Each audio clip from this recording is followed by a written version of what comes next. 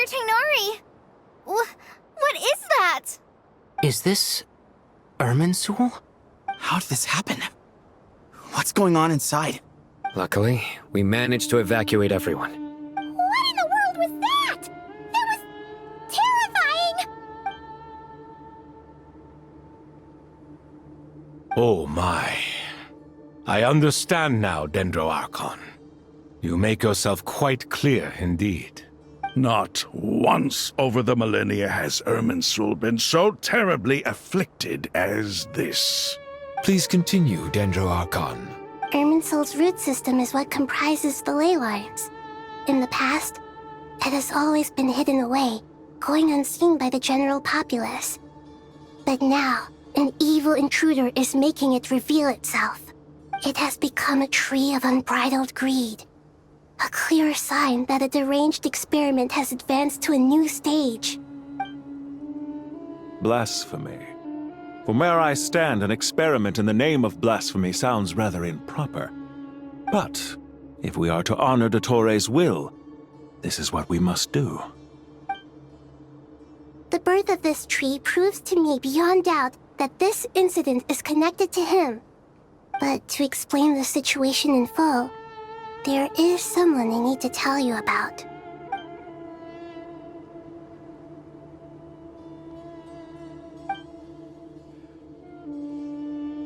Zandik. So it was him. I saw him in the desert once. A man of supreme arrogance. So this is where it has taken him. But didn't Dottore die and not cry? How is he still able to do all this? He must still have loyal followers amongst the Fatui.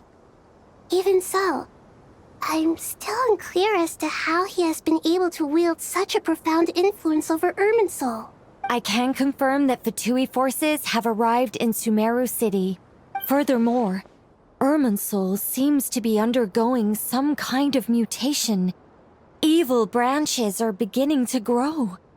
Things that do not belong to this world are slowly but surely materializing.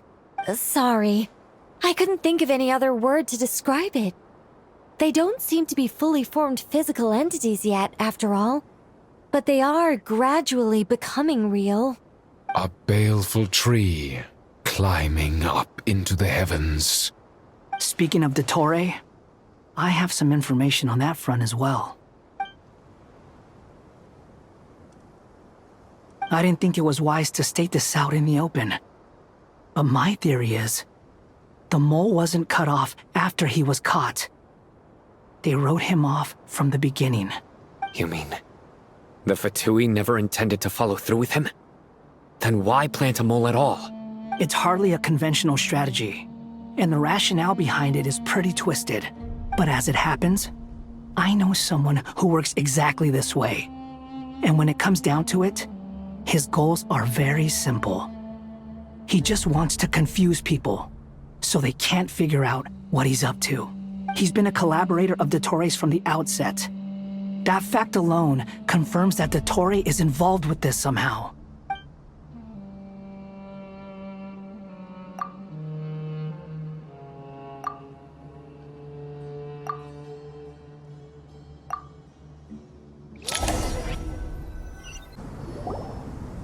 There is still much to be done.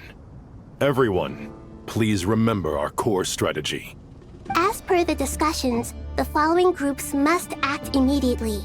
Mr. Al-Haytham and Mr. Kave, the next phase of the Aru renovation project must begin right away. Godspeed to you both. We'll give it everything we've got. The plan looks feasible, but the implementation will require certain resources. General Mahamatra Sino and his team will help to procure the materials required for modifying the terminal. No problem. I've already spoken with Sethos and Hat Guy, and they've agreed to assist me. This kind of thing is best left to the fleet-footed, right? Hat Guy? If it's efficiency you're after, we're the right people for the job. Following up on the elemental energy amplifier we discussed, Ms. Dory, I assume you're the one most familiar with the status of this project. Aside from the Dendroarchon, of course. Yep, that's right. Leave it to Lord Sangamabe. Got it. Well, I'd like Madame Farazan, Kale, and Nicole to support Dory on the technical side. You can count on us. Will do. Rest assured, I'll take good care of Kale. Dia, Candace, and Nefer, you'll be in charge of negotiating between the various parties. I trust you remember our goal. You bet. We can handle it. Good. I believe that covers everything. Tainari will provide ad hoc support as needed, if that's okay. Poor Tainari. Must be tough being Nephis' student. Getting bossed around all day, every day. Hey, don't try and drive a wedge between us, you old rascal. All it says to me is that Master Nephis has faith in everyone's abilities.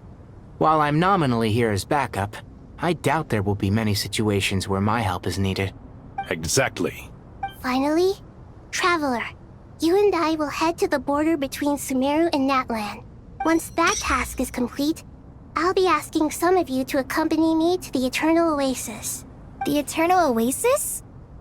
I thought that was just a legend. So it does exist after all. Regarding your trip to Natlan, under normal circumstances, a meeting between our two nations would be a far more formal affair. Unfortunately, Sumeru is all but completely cut off from the outside world at present. So regretfully, we won't be able to give the Pyro Archon Mawika the grand reception that she deserves. My apologies for the inconvenience. No point putting too much pressure on yourselves. That goes for everyone. Right. Especially you, Dendro Archon. I'm sure you're still feeling quite weak. Don't worry about me. The Dendro Dragon's life force will sustain me. Plus, we'll be there every step of the way. Nahida will be just fine. Yes. I believe in myself. And I believe in every one of you. Well, time to get going.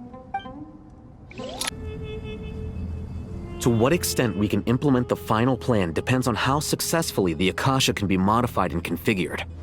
And to make sure the configuration works, Aru will also need some further optimization. Yeah, no surprises there. Once we roll this out, any Sumeru citizens who already have Akasha terminals can simply continue to use their existing devices. This still leaves us with a significant equipment shortage, though.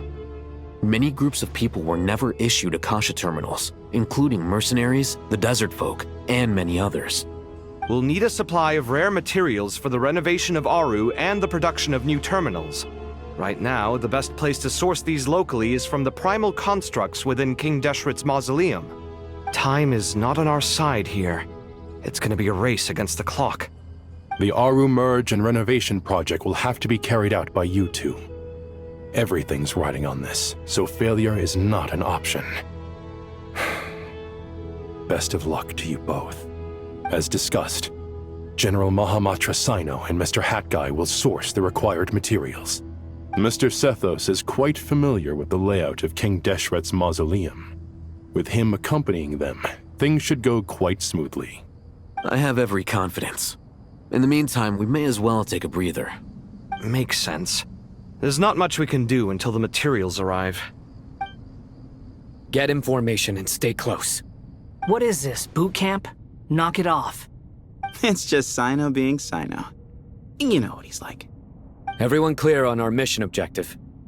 Look at the excess primal constructs, dismantle them, and extract the required materials. And King Deshret's 7 pillars agreed to this? If they're just sitting there doing nothing, we might as well put them to use. Thoth's words, not mine. How many do we need again? Enough to make an Akasha terminal for everyone who doesn't own one. I remember you telling me how revolutionary these Akasha terminals were. You've used one before, right? The Academia declared the Akasha to be the most powerful and comprehensive wisdom dissemination system in history. That should give you an idea of how powerful it is. Certainly sounds impressive. Neither Hat Guy nor I have ever had an Akasha terminal. Well, if it all goes to plan, that's about to change.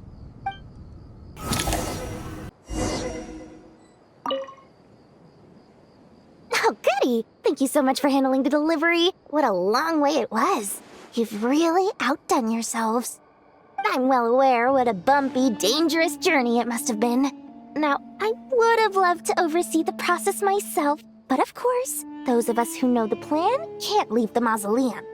Oh, trust me, I'm patting myself on the back for my assembly work here. Simply flawless work. But will you really be needing all of this? According to our plan, yes, this is the quantity required. I have no complaints about the quality either. Only the price. So expensive. I heard you covered a lot of the funding out of your own pocket. Oh, that's an exaggeration. The academia provided most of the funds. I just offered a small token of my goodwill. Of course, the real tragedy is how little profit I'm making on this. You know, it's a serious crisis when you can't even make money out of it. It's really quite a beautiful design. And I'm intrigued by how such a diminutive device is able to output the power of the Light Realm. Did you attend the lecture on Light Realm energy, Madame Farzan? I don't believe I saw you there. Of course I attended. I was just a little late, so I had to listen to the whole thing from outside the back door. Ahem. Anyway, I have a perfectly good understanding of Light Realm, elemental and abyssal energy, as well as the relationship between the three. Good to know. Master told me in private that the conversion process between Light Realm energy and elemental energy involves highly classified knowledge that shouldn't be disseminated too widely. But even so, the scholars still shared said information. Well, you can't enforce a rule that everyone breaks. Is that the idea? At first, the Dendro Archon was reluctant to explain it in great depth for safety reasons. Later, she came to terms with it, and simply informed my master that we would all have to face the question of survival together. To protect someone from such dangers means keeping them in the dark, but for someone to know and embody the wisdom within, they must understand its very essence. It's an information hazard. We're exposed to danger just by knowing the facts, and just like bait, it lures us in by offering us the solution to our problems. But if you're not careful, you'll end up pursuing it down a dark path. A tricky problem. But today, this big problem has been broken down into many smaller, more trivial ones. What do you mean? I get it. For instance, you and I share secret knowledge, while she and I take on the risks of life, death, and fate. Something like that? Wait, what? That is not what I call a trivial problem. Well, as they often say in Vahumana, an event that is monumental to the individual is negligible in the grand scheme of history. Generally, the fate of the individual is an insignificant affair. Being from Amorta, where the subject of our research tends to be a lot more personal, I have to disagree. It's hard to dismiss the individual as insignificant. In other words, the big problem of survival has been broken down into many small, interconnected factors, and each one of us represents one of those factors. When the same secret is shared with a group of people, the same fate binds them together. Most people would find this unimaginable, but to us scholars, this is the path that has always beckoned to us. Sharing knowledge is a good way to fight against fate. I will always believe in that. All right, I think that's everything. Thanks a lot. But don't go anywhere just yet. I'll still be needing you to calibrate the equipment. Okay, the materials are ready. We can proceed with the next phase. Al-Haytham, how are you getting along? Most of the information in Aru is written in ancient desert scripts. Some of this is written in a tribal language, while other parts seem to be a variant of an oasis script, based on the glyph forms. Oh. Not lost to history, I hope. Some are. All we can do is infer the meaning based on the rules of related languages. Although, this section actually fills in some of the missing historical record. I'm transcribing it so we can bring it back to the academia. After Aru started up, 2 more lines of text appeared here. Can you read them? Humans may not read what is written by the gods, except by not reading. Victory should not be easy to attain, for it symbolizes divine wisdom. Knowledge must not waver, for it has external borders. Is this a clue to solving a puzzle? Or is it being symbolic? You can't read it unless you don't read it. Victory is wisdom. Knowledge is confined by borders. Wait, I think I've got it. It's a metaphor, isn't it? It's talking about... A chessboard.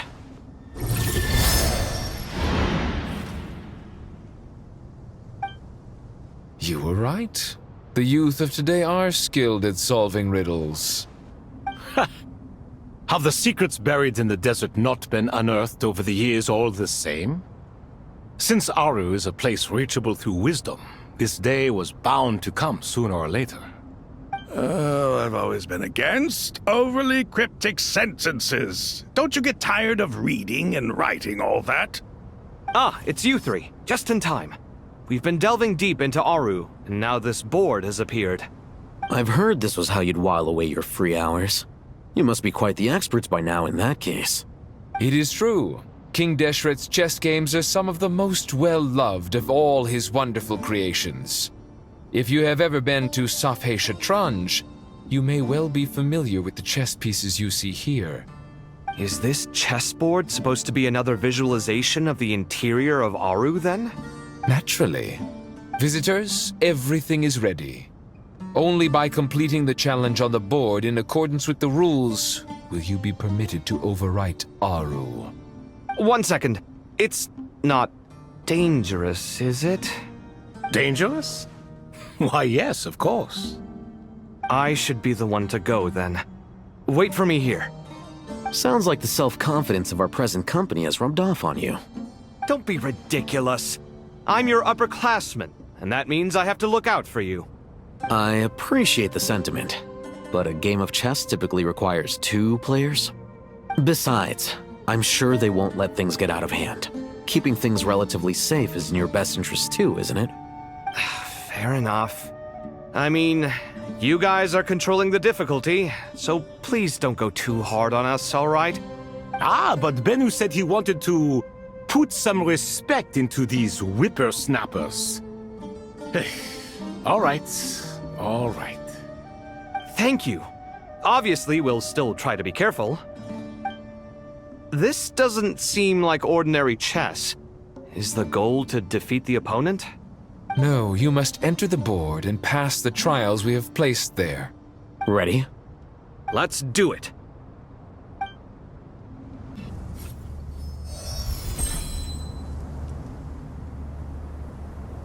Done. Finally. It's over. But seriously, that was incredible! Standing on the chessboard felt completely different from standing on solid ground. And also... Oh, sorry.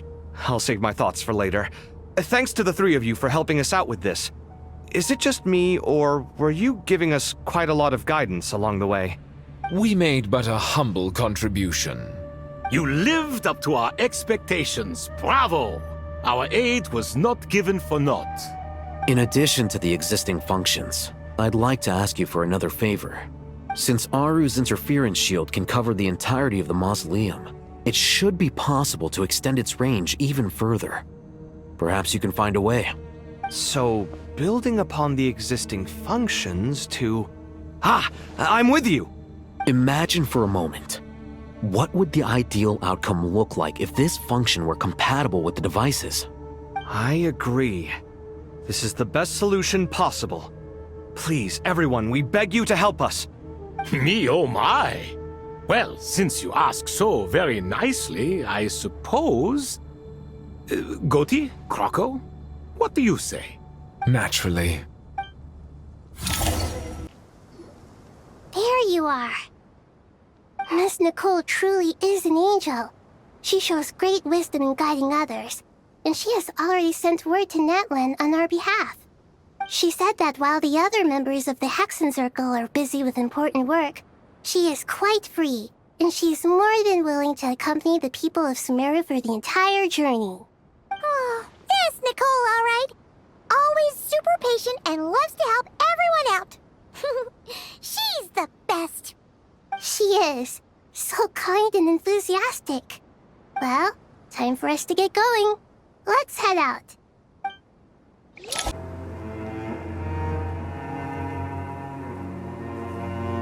This should be one of the closest places to Natlan in all of Sumeru.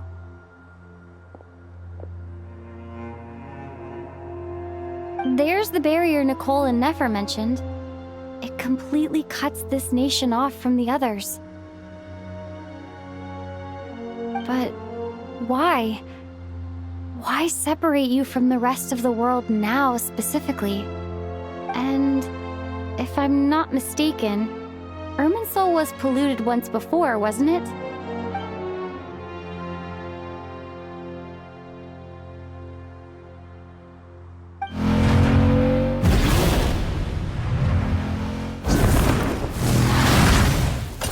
Good question. I'm wondering the same thing myself. That voice. Malika, you got here pretty quickly. Hello, traveler. It's been a while. Hello there. Hello, Dendro Archon. Malika, I apologize for asking you to meet at the border on such short notice. I also apologize for not being able to greet you in person. The form in which you see me now is one carried by the Traveler. The real me is inside the mausoleum of King Deshret, and I am reaching out to you with my mind from here. Irminsul has been infiltrated by the Doctor. We must be on our guard, as he can spy on information in the world from within the tree. Fortunately, there is no record of the Traveler in Irminsul, and you are still within Natlan's borders. My records will be preserved in the Night Kingdom, rather than the ley lines. As long as the Night Kingdom remains disconnected from the ley line cycle, the Doctor has no way of knowing my movements. Exactly. So by meeting each other in this way, the meeting essentially never happened. No wonder Paimon didn't come. You were concerned that her activity would be recorded by Irminsul. The Natlanese have heard about the situation in Sumeru. With the borders sealed off, merchants have been forced to stop their shipments. It's pretty serious, and you're the ones bearing the brunt of it. I'd like to address the question you raised at the beginning. I can offer a brief explanation, although it will sound rather cruel. I don't reach this conclusion gladly, but Irminsul predates the Heavenly Principles. It existed long ago, when the dragons of Natlan were at the height of their power. So even when the people of Sumeru became ill because of pollution, it was not a critical issue from the perspective of Irminsul itself. As long as it continues to function normally, the barrier will not be activated. But this time, the Doctor's invasion has directly affected the tree. That is what caused the barrier to deploy. The Heavenly Principles established a rule that when Irminsul is plunged into grave danger, a portion of power will be reserved to isolate Sumeru. That way, even if Sumeru is destroyed, the outside world at least has some time to catch its breath. We'd certainly need it. The Heavenly Principles created almost everything that exists in Teyvat today. To them, preserving the existence of the world and its inhabitants takes priority over protecting Sumeru. Meaning, protecting Sumeru now falls to you. Yes. My own power may be limited, especially compared to yours. But that doesn't mean that we're just gonna sit around and wait for the end.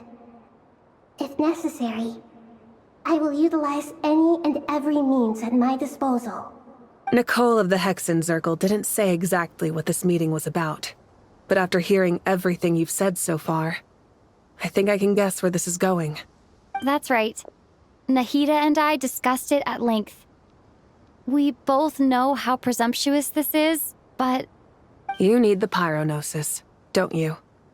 Yes, you guessed correctly. Originally, I only intended to borrow it, but the situation is far graver than I foresaw.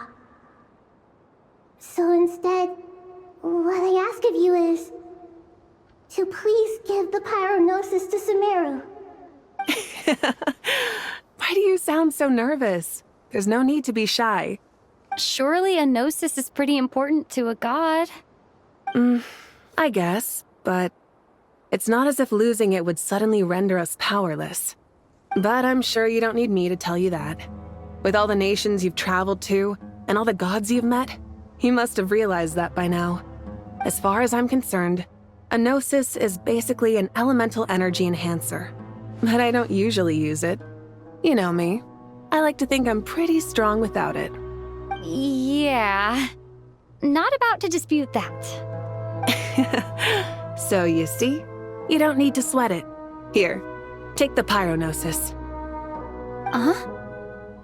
Just like that? Uh-huh, just like that. To tell the truth, I've always toyed with the idea of giving it to someone who needs it more than I do. I know you accompanied Nahida here to try and increase the chance of success.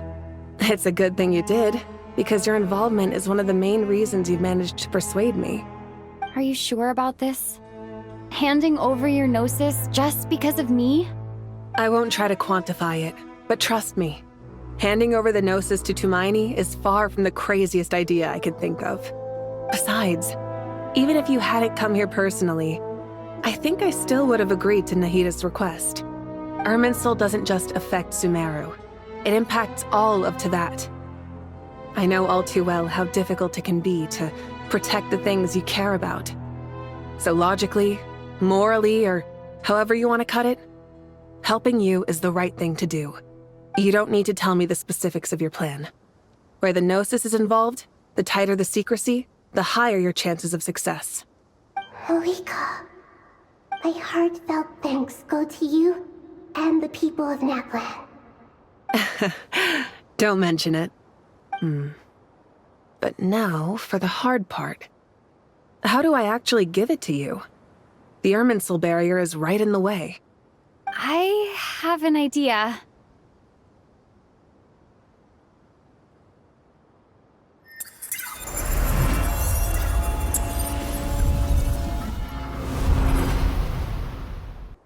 Just as I thought.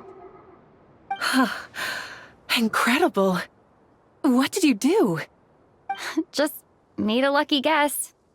This seems to happen quite a lot. Things that apply to everyone else don't seem to apply to me. I figured the same might be true here. Irminsul usually produces effects based on the records it holds. Since the Traveler is a Descender, Irminsul contains no records of her, and thus has no way to impede her. Is that right? You really are full of surprises. Catch. Whoa! Thank you, Moika.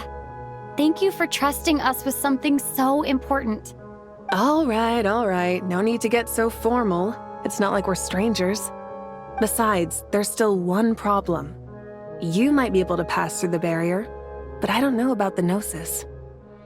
Any other surprises for us, Traveler?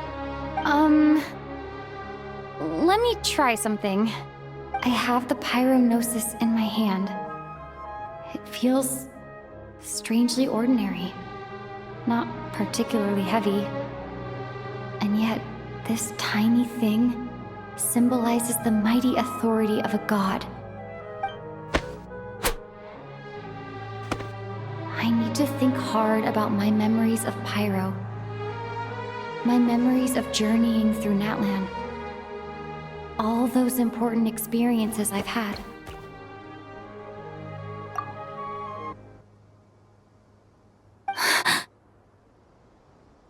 The Gnosis disappeared. Traveler, are you alright? I'm fine. The Pyronosis disappeared into my body, just like phlogiston. Maybe it resonates with you because you've mastered the power of phlogiston. You might not be recorded in the ley lines, but you're still our Tumaini. Whew.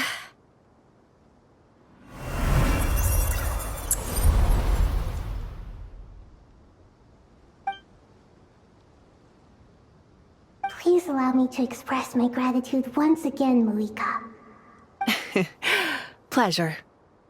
Well, I've given you all the help I can. The rest is up to you. Good luck. We won't let you down. Yeah, we aren't about to lose. Traveler, Paimon, how are you feeling? Paimon's a teensy bit nervous, but only a teeny tiny bit. Seems like she's gotten way braver over the last few years, huh? Of course. After all the adventures you've had with the Traveler, I'm sure you've gained a lot of experience and grown as a person. I'm doing all right. What about you, Nahida? How are you holding up? With the negative effects of Irminsul, I'm a bit like a piece of fruit that's been burrowed into by hungry insects and left to rot. I'd be lying if I said it was nothing. But please don't worry. We all know what we're getting into, and we've prepared as well as we can. I believe in everyone. I believe in you. And I believe in myself.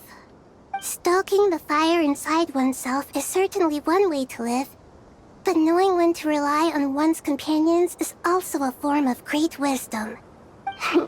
I've been quietly learning little things from everyone, like plucking tufts of fur from a sumpter beast. Me too.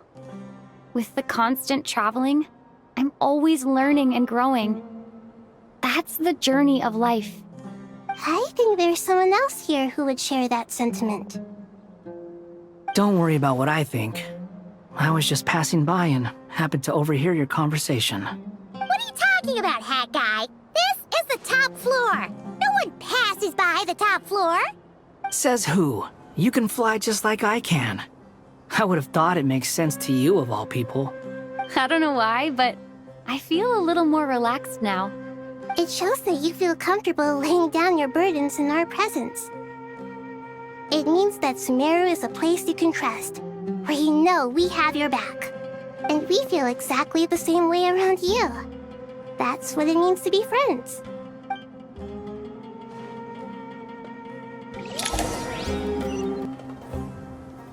Ah, it's finally done. Ugh, but I have a nagging feeling that there's something I've forgotten. Oh, there you are. Everything wrapped up on your end? Okay, fair enough. That was a pointless question. We were working in tandem, after all. You must really be exhausted. Well, it's been a busy day, for both of us. When work ends, you clock out. No looking back. Yeah, we're definitely due a break. Probably a little late to start drinking now, though. I'll stick with water. Here, this one's for you. Thanks. You want a bite to eat? I can grab us something. Or wait, I think there's a stove nearby. Let me take a look. Are you nervous? A little, yeah. Unlike you, it seems. How are you not feeling at all nervous? Because everything that happens next is beyond my individual control. I don't worry about things I cannot influence. What do you mean, cannot influence? You're the one who came up with half of the strategies we ended up using. There's only so much I can do. I was only doing my duty. Was it like this last time, too? You mean with Azar and his accomplices? Yes and no.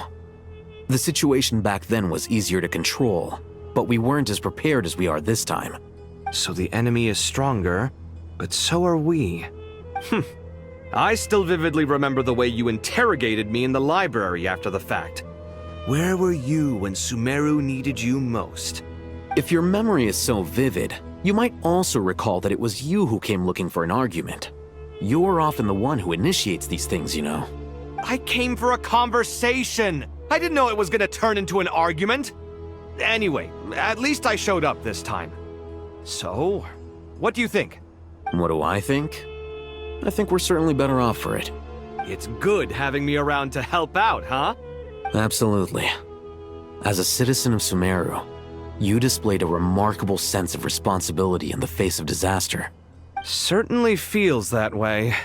I just shudder to think how the world would have ended up if we hadn't gotten control of the situation. So, do you think this is what impending disaster looks like? The sky is so clear, and there isn't a whiff of decay or destruction in the air. It's hard to imagine that the fall of humanity could happen on an ordinary day like this. Awful things happen all the time. Sometimes people can stop them, and sometimes they can't. What you and I have done is increase our chances of stopping this one. Lofty ideals may provide no defense at all against nihilism, but perhaps little decisions can. Oh, nothing. It's nothing. I hope everything works out tomorrow. It will. As long as we stick to the plan, our chances of success are good. It's really strange. You're my junior, yet you always seem to act more like an upperclassman than I do. I think it's mostly a matter of temperament. Ugh. Walked right into that one, didn't I?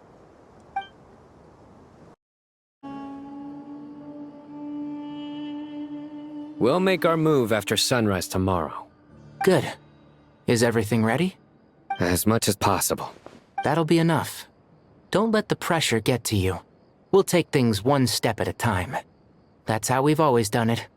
Master Tainari! Mr. Saito! So this is where you were.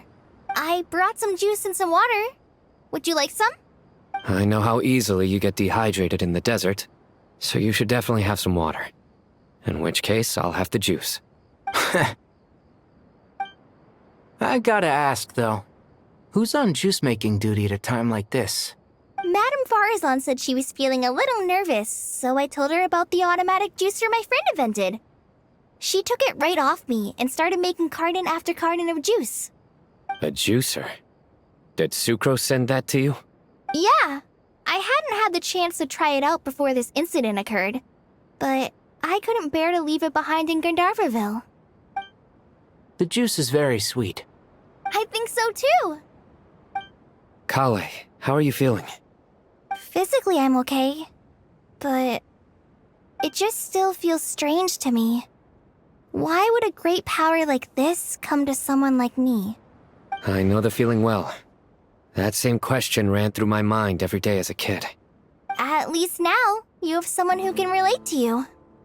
All the more reason that you should apply for Spontamod. Tainari fiercely opposes the idea, though. Those two things are completely unrelated. What are we all chatting about, Would anyone like any juice? Oh, you have some already. I had some earlier, ma'am. Maybe give the extra to someone else? Very well, very well. I shall be off then. There's this enormous power, and then there's little old you. You feel like there's no connection between the two. And that sense of dissonance is difficult to get used to. Yeah. But after all this time, I can't believe this stuff still gets to me sometimes. Makes me feel a little childish. Kale, just because we normally keep the conversation light doesn't mean we can't discuss deeper issues. I don't think it's childish at all. You were the victim of a terrible crime. It's normal to struggle with the fallout from it. You have absolutely nothing to be ashamed of. My professor once told me that no incident can be considered truly resolved until the victim says it's over.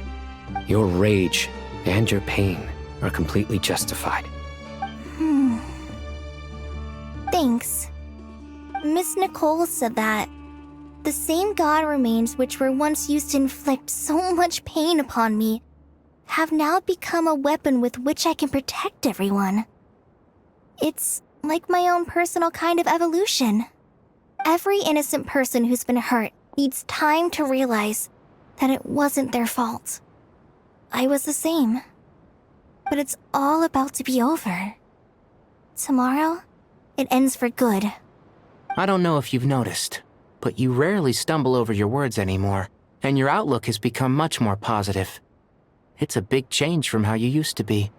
And since this isn't over, you can settle the matter on your own terms. It's time you seized back control. I believe in you. Yeah. Sumero is my home. And it's so important to me. I have to protect it. No. I will protect it.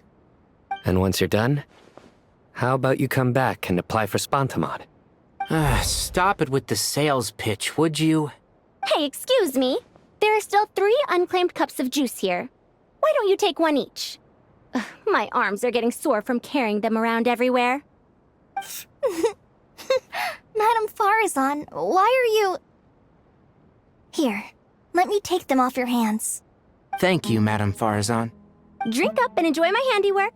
I think I'm going to make something else now instead. Please, try to relax, Madame Farazan. Your nerves are starting to get the better of you. I know.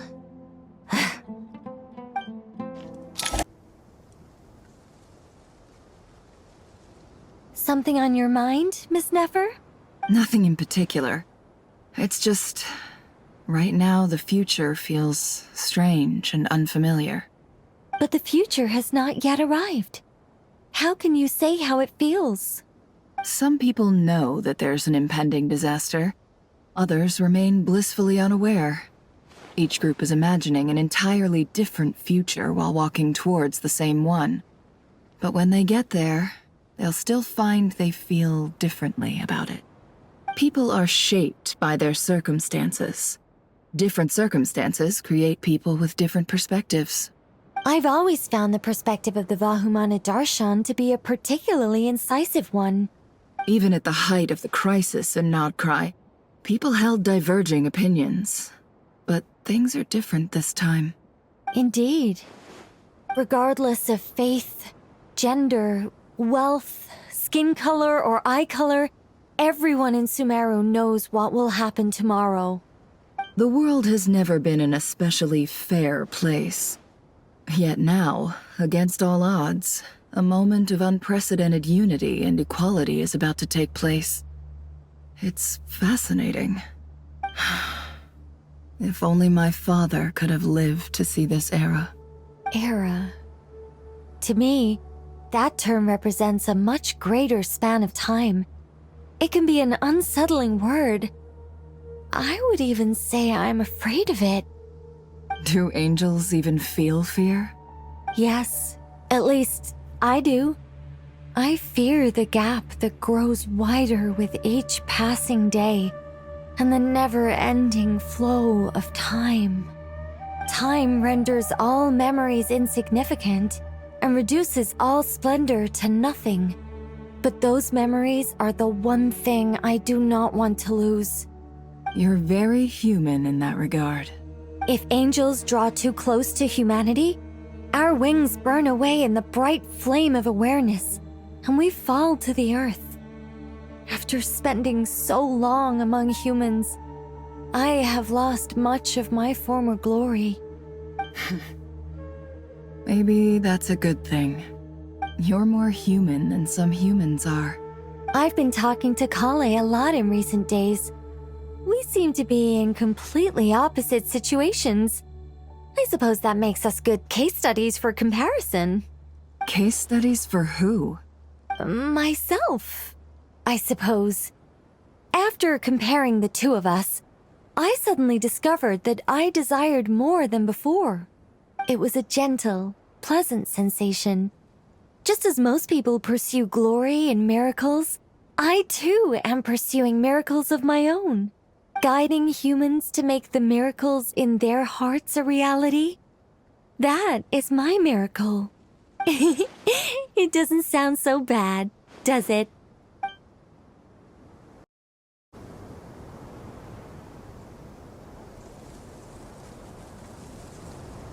Look at the time. I should head back. I'm so sorry. I was in a hurry and didn't look where I was going. Are you all right? I'm fine. Wait, you're... Have we met? Not exactly. I think we may have crossed paths by the house of Dana before. Oh. You're Hat Guy! From Vahumana, right? You recognize me? The clue's in the name. Mr. Hat Guy. Fair point. It's getting pretty late. What's keeping you up? I could ask you the same question. If I'm not mistaken, all the workload for the Ratawa Darshan wrapped up a good while ago. Well, I have something of a background in Satyavada life, so I was helping the Dendro Archon make some preparations. But I must have lost track of time. Did you find the experience enlightening at all? Honestly, it was tedious and uneventful at first. But eventually, I think I did sense some profound truths. But they also brought a lot of suffering with them. I was told that I even shed tears while I was meditating, though I have no idea why. Sorry. I hope I'm not scaring you. Not at all. It just proves you're very accomplished in your research. Good night. I wish you all the best for tomorrow. Thank you, sir. You too.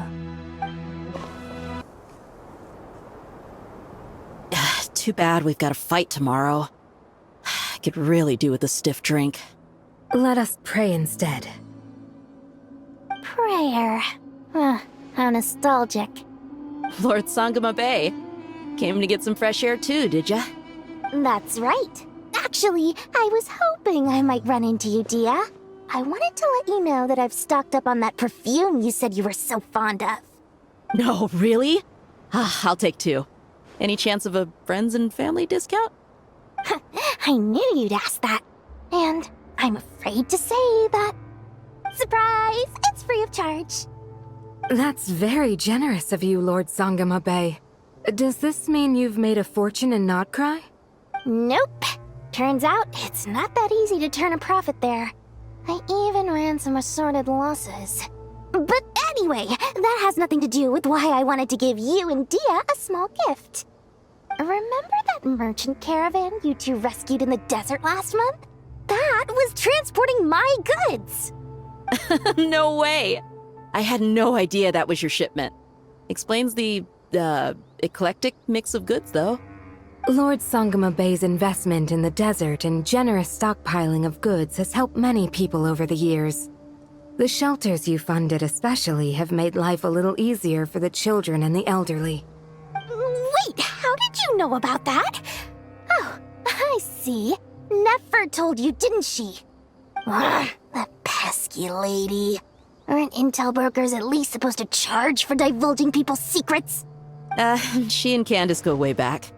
It's normal for close friends to share things you wouldn't tell to everyone else. Sure, but why did they have to be things about me? That's how Nefer shows that she cares. She wishes for all of us to know what a generous person you truly are. It must be hard trying to make a living far away from home. Just because we can tell what kind of person you are doesn't mean everyone else can. Well, maybe her intentions were partly good, but I don't think that's the full story. I'm sure she enjoyed knowing how much it would annoy me. I'm telling you, Nefer's got a mean streak. Definitely with you on that. Does praying help you stay calm? Defending one's home is a just cause. My heart is filled with a mix of anger and hope. Anger. You know, being able to get angry is a good thing. It shows that you're in touch with the real world, and that you have the passion to pursue something you believe in. My lady? What are you doing out here? Just taking a walk to clear my head, and look where I ended up. Were you praying just now? Yes, Miss Dunyarzad. Would you like to join us? Come on, it's fine. She won't mind who you pray to. Oh, then sure. I remember you, Miss Dunyarzad. You visited my shop before. If I recall correctly, the god you worship is the Dendro Archon, correct? That's right. She is such a gentle and kind god. But to me, she's more than just a god I worship. I see her more as a friend. And so do many others. She's not some almighty god who reigns on high, but a genuine friend. Agreed. She's a wise teacher and a good friend. I spoke with several people during the evacuation. Everyone's aware that tomorrow's battle is one that ordinary people can join too. A battle to fight for our friends and our homeland. Oh, it makes me glad. I can finally do something for those who protected me. You've grown so much since we first met. Oh, a compliment? Ooh, more please. Thank you. My lady, you've always been a remarkably strong and ambitious person. It's indisputable. And that's not just a compliment. It's a statement of fact. What are you praying for? Our beliefs may not be entirely the same, but we both wish for the same thing. I pray that everyone will rise to the challenges ahead and return safe and sound. I pray for the safe return of all my companions.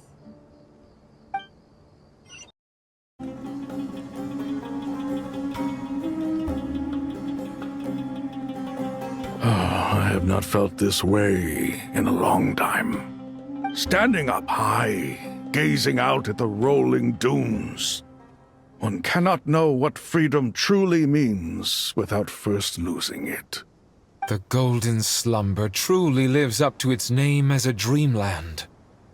Though desert sands exist there too, no mirage, no matter how glorious, can compare to true beauty. Dendro Archon, what is on your mind? I was wondering whose counsel I should seek on the questions in my heart. What kind of questions? So many. More than can be put into words. As I once said to a friend, we look, we see, and we comprehend. But the question still troubles us. What are the many disasters that this world faces but the sum of all irresolvable questions? The biggest question you should be asking is how to seize victory. Yes. Although, I would express it differently. I must not fail. And so the question I am most curious about now is whether the path to victory will be an arduous one. What we declare to be a young sapling, we may, in fact, find to be a towering tree, if we would only cast aside our ignorance and look beyond the veil of time to see her true form. Nahida! We're here! Just in time. My preparations are almost complete. Ready when you are. We're here too. Miss Nicole! Miss Nicole! You run so fast! I thought I'd get a lot of exercise as a forest ranger, but I can barely keep up with you. Sorry, I got a little carried away. Lesser Lord Kusanali, the equipment is ready, and the modifications to Aru are all complete. As discussed during our meeting, accessing Irminsul via the Akasha is no longer feasible at this stage. There are other options, it's just they're a little more extreme and more technologically demanding to implement. Maybe you should take it from here. The architecture and functionality of the Akasha terminals overlap considerably with Aru. There is reasonable evidence to suggest that one was developed based on the other, or that they both utilize technology of the same origin. As long as the transplant and merge operation succeeds, Aru should theoretically work on a scale greater than the Akasha and approximately equal to Irminsul. It will become the largest active computing device in all of Teyvat. A system this powerful is capable of a lot of different things. In the past, the Akasha was primarily used for one-way information transmission, but I suspect it could also serve as a central bridging hub. In the pursuit of greater knowledge, some scholars have attempted to connect their consciousness to Irminsul through the use of terminals, incense, and meditation. Correct. In academic language, scholars who reach that stage are said to have entered Satyavada life. Hypatia has performed this practice many times in the past, and she was once under my care for a period of time. Right. And this at least proves that there is a zone within Irminsul that can be connected to. that's right.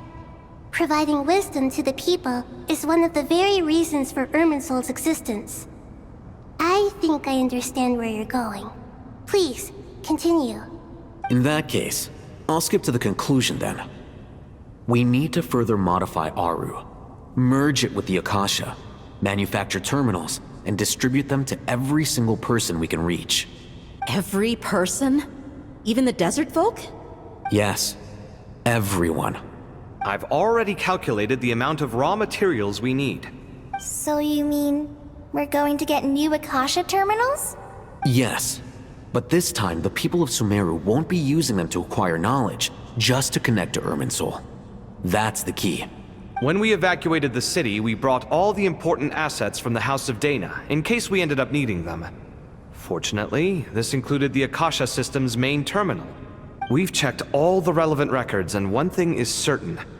Nothing like this has ever been done on this scale before, so... Everyone in Sumeru is part of the plan.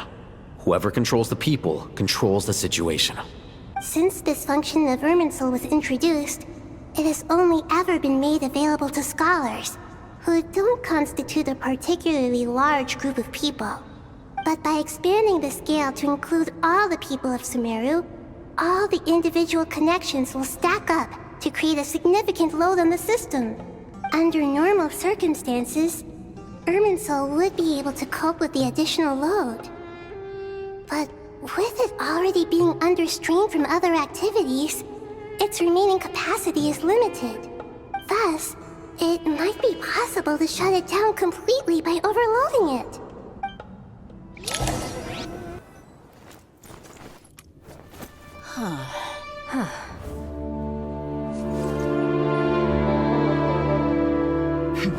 Counting down.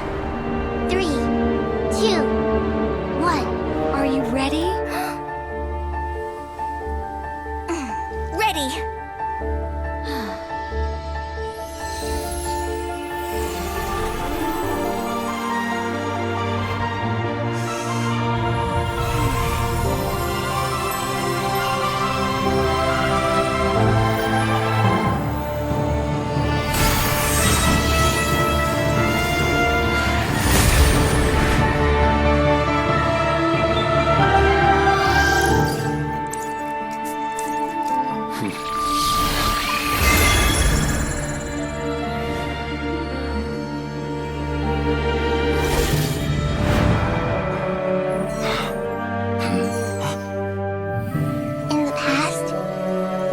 sought knowledge, they turned to the Tree of Wisdom.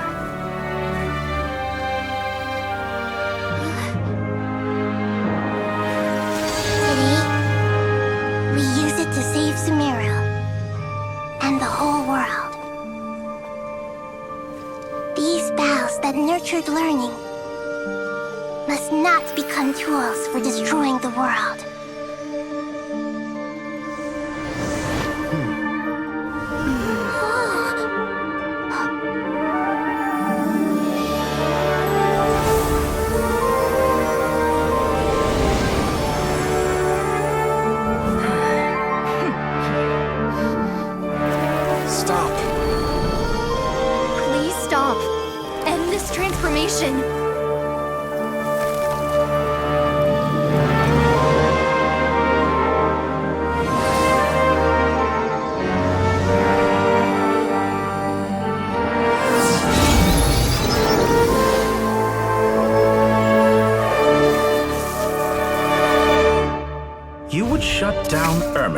Just to stop me? You fools.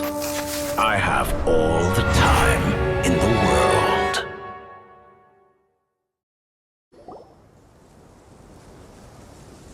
Success! The evil Irminsul tree is step growing! Great!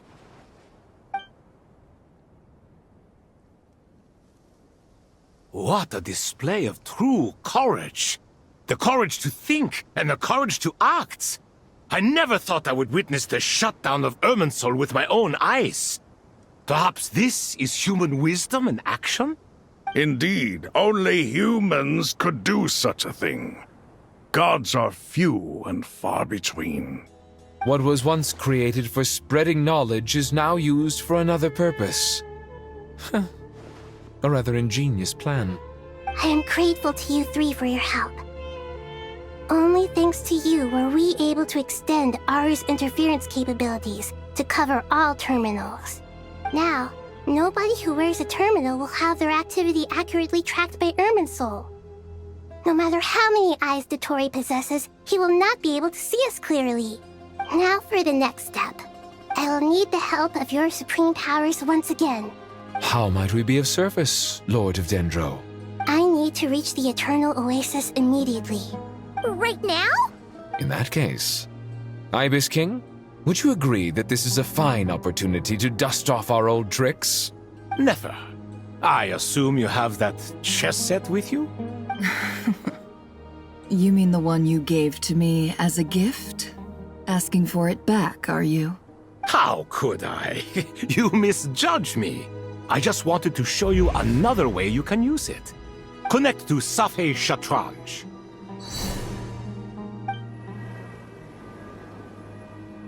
Safhe Shatranj? You mean that place in the desert? Thoth's chess set gains its power from the chessboard laid out in the desert by King Deshret and ourselves. All ceremonies conducted using the chess set must be activated via Safhe Shatranj. In other words, the chess set is an extension of the chessboard. In the past, moving a chess piece was a sacred and momentous act. Transfer initiated. Entering live combat mode.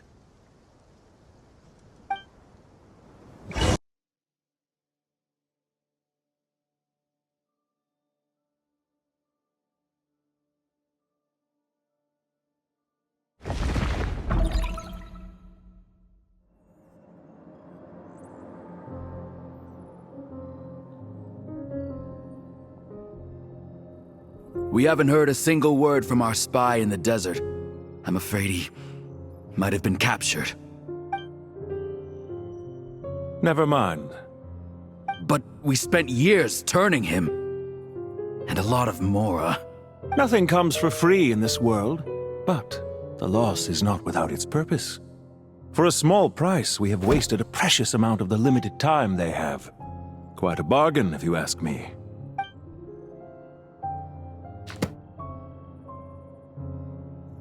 Understood. Weighing profit against loss is a necessary part of life. But to tell the truth, I have been operating at a loss since this all began. Since many centuries ago, in fact. For instance, why would a banker act as the executor of a will? If you hadn't deposited your personal belongings at Northland Bank, I would have no reason to be here right now.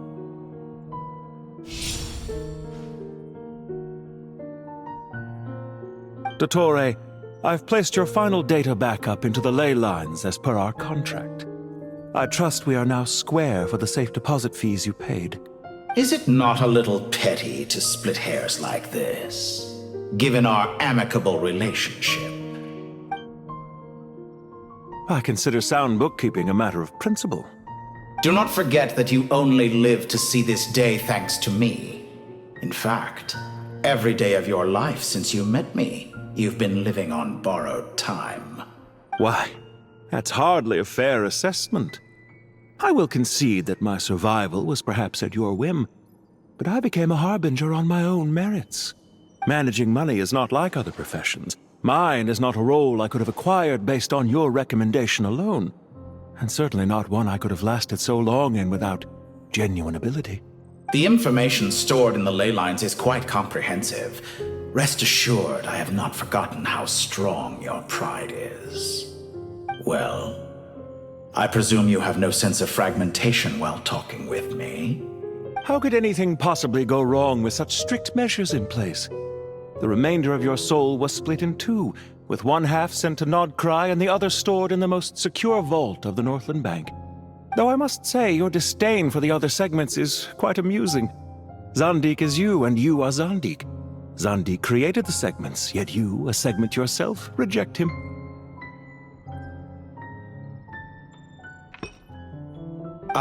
That is, Zandik, created segments of various ages in his later years. To achieve this, he had to freeze time and part with a portion of his soul. But as constructive as it sounds, it erases my uniqueness. If each segment is equally me, then by the same token, none of them are truly me. A soul living forever in the past inevitably holds different views than he did in his later years. The same thing that completes me also restricts me. You too might ask yourself which stage of your life you want to be preserved at. The day your business failed? Or the day you were framed by a gang and sold off to a medical lab as a test subject? We needn't dredge up the past. This undesirable plan was eventually scrapped. Lesser Lord Kusanali was quite right. I needed an opportunity to eliminate myself. And after that, I concluded that there was no more effective plan than directly splitting the soul. Once the soul is transferred out, you will find that creating a physical body is far simpler than creating a puppet. The other half of your soul suffered a crushing defeat in Nodcry, you know. And yet in the process, I obtained the information I always wanted, did I not? Because now we finally know where the best testing ground truly lies. I once thought your ultimate goal was to ascend to godhood. But as it turns out, that was merely one of your experiments. Experiments take many forms. Most people are too eager for success, too fixated on the end goal. They forget that the experimental process itself is just as important. A suspiciously vacant seat, a new face. I trust you can put two and two together. The reason it doesn't exist is because someone tampered with the record. What can I say? After all your efforts, you really did uncover the world's secrets. So, is the new world you promised a lie? No, it never was. I am glad to be able to control Irmin's soul from within. Now I shall attempt to create a new world inside the existing one. Almost everyone faces the prospect of death, but not a single person has ever been able to experiment unrestrained in the afterlife through sheer force of will. I am the only one to have overcome this enormous challenge. Would I not be letting the world down if I didn't make the most of the opportunity to experiment? Clearly, the dividing of your soul did not affect the magnitude of your ego. Out of all the versions of you that have ever existed, this you is the most insane and the most radical. Is that why you chose to work with me? Which was it then? My insanity? Or my radicalism? Could I call myself a venture capitalist without a suitably ambitious plan to invest in? Yours happen to fit the bill quite perfectly. Well then, I must say, while I am surprised enough that you showed up at all, what surprises me more is that you chose to present yourself as my former subordinate, and not as the banker Pantalone. Why make things harder than they need to be? Exposing my true identity in a situation like this would only serve to destroy diplomatic relations between Snezhnaya and Sumeru. I daren't imagine the consequences. Showing up in the name of the original antagonist gives you the recognition you rightly deserve, while also being sensitive to Snezhnaya's predicament. It was an easy win. As for why I'm here, if you're suggesting that your credit is in the negative, I won't argue with that. Many people say that about you. I'd argue that a significant factor in your willingness to cooperate is the fact that you have but a few years of life left after my death. Living and dying together has a way of binding two parties together rather closely. Is it not true that a relationship should be judged by both the positive and negative returns it yields? So some of what I said actually made it into your head after all. It's true that I hope you don't die too soon, but don't you find that a strange thing for me to say? After all, you've already had quite a long life, especially for a human being. Let's not pretend that you're any more innocent than I am. Are we not the same in this regard?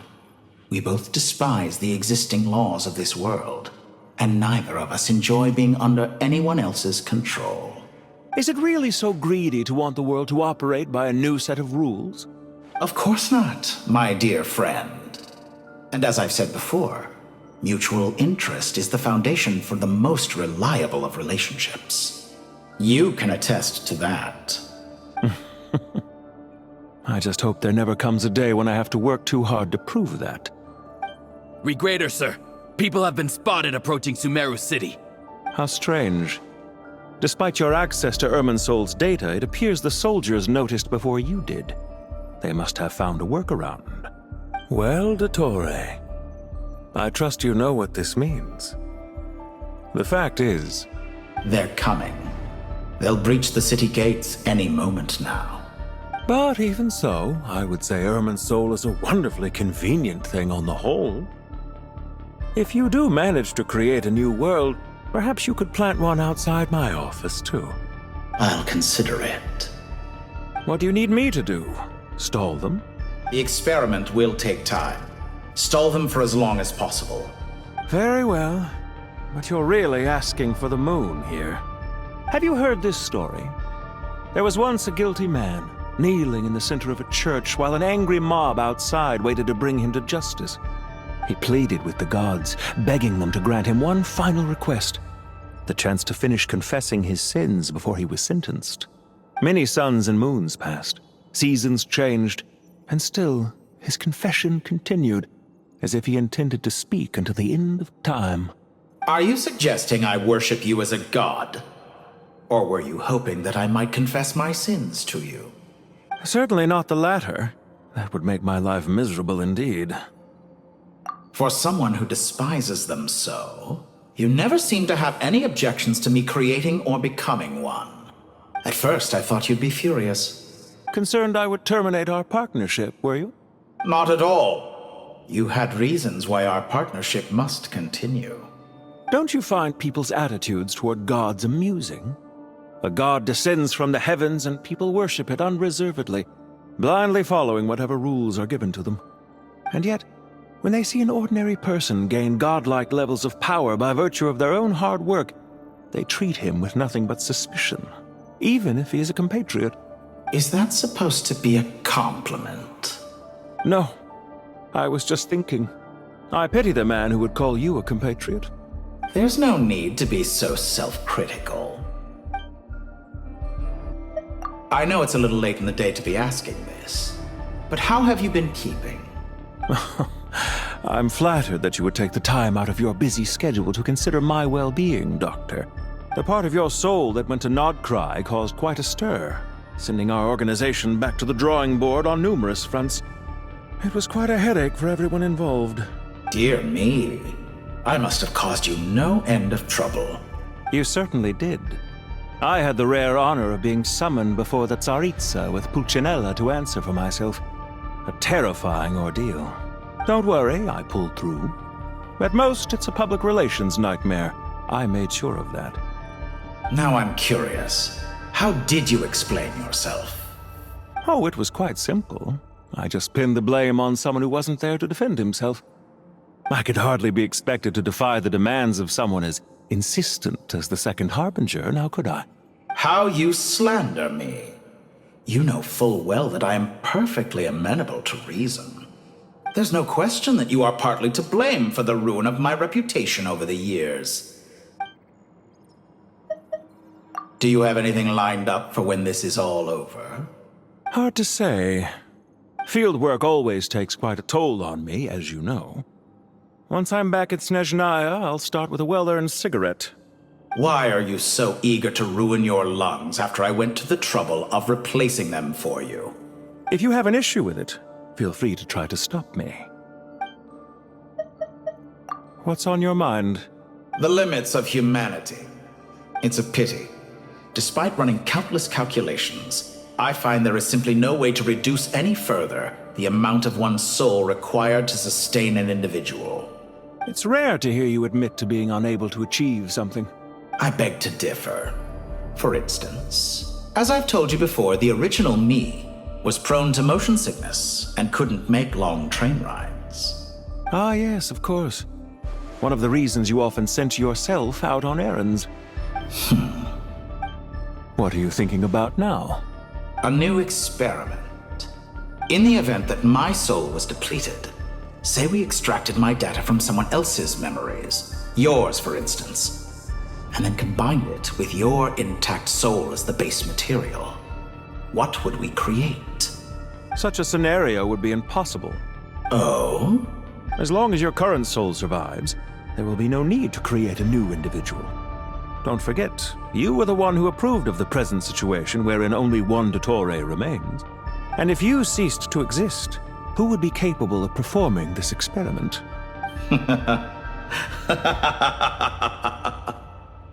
Since the day I met you, you've always excelled at talking your way out of a quandary. Isn't it a little too early to be saying goodbye? Not that I wish to keep you from your business, of course.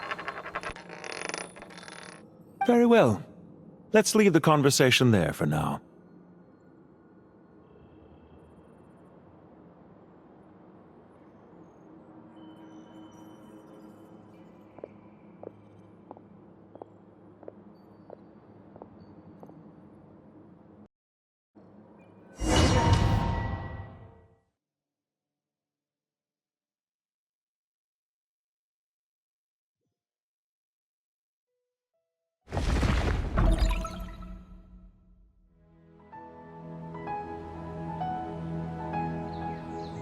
The power of King Deshret's 7 pillars is truly remarkable. With just a chessboard, you can move an entire unit across the material plane. Yeah, sets us up for a much easier fight. Really makes my day. The last time we stormed the city, it involved a lot more running around. I wonder how many people can say they stormed a city twice in their lifetime. I was just thinking that. I've definitely had more than my fair share of unusual experiences in my life. This is my first time here, actually. We never usually leave Gandharvaville. I hope this will be my last time. Does everyone have to chime in? Can't we just fight? What an amusing comment, my dear lady. Yet humans often alleviate tension via small talk, do they not? Whoa! Why is Candace's shield talking? Because the image on her shield is one of me. And I, of course, can appear wherever I wish to. Well, la-dee-da. Isn't that fancy? Could I get in on this? You wish for your gauntlet to speak? Why, certainly. Ahem. I think you'll find that it is I whose image is carved hereupon. Thanks. Definitely feel stronger now. You're welcome, my lady. I am glad to lend you my power. Sino, what's the situation? There are troops stationed at every entrance. As we expected. A frontal assault will suffice. Everyone, stick to the plan. We'll take the main entrance. You head for the House of Dana's side door. Move out.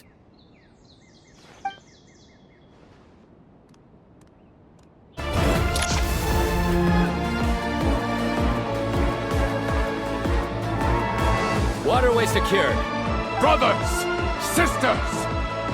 Perfect. Just in time. Welcome. Once we've linked up, we'll continue the advance. The team has arrived at the north entrance, as planned. Good. Press on.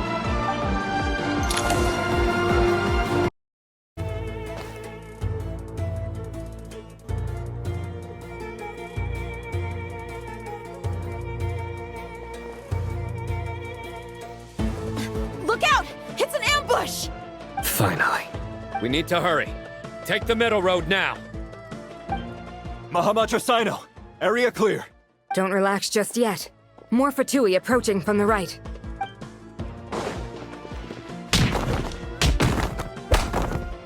Irminsul cannot track our movements. If necessary, we could split up. Don't worry. We'll wipe them all out. As you can see, our people came raring to go. Good, good. How are things with the Traveler? Can Tainari keep her safe? Don't underestimate Tainari just because he's a forest watcher. He can handle it.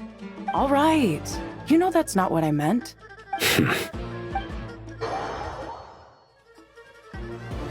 Sino and the reinforcements have drawn the Fatui's fire away. It's our turn. By using a cluster leaf of cultivation, we can pass through certain terrain silently. Good luck with that. We'll just fly up there. Huh? Oh, yeah! Paimon forgot she could fly! Ready? Ready.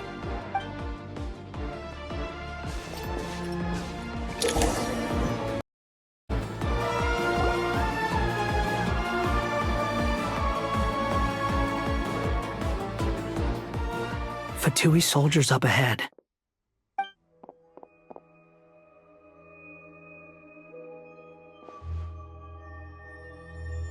Careful. Prepare for battle. Hey! There's people over there! You have some nerve showing your faces here in the center of Sumeru City.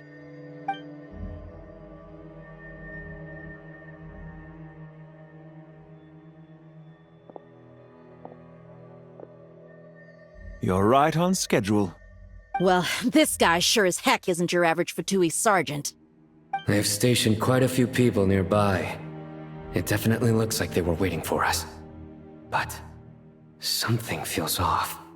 Everything about this guy feels too deliberate. I highly doubt he's just a subordinate of Dottores. And he's no mere sergeant. Whatever his rank is, it's high. Much higher than we thought. So you've been waiting for us. But it looks like you're geared up for a conversation, rather than a battle. Very clever, General Mahamatra Sino.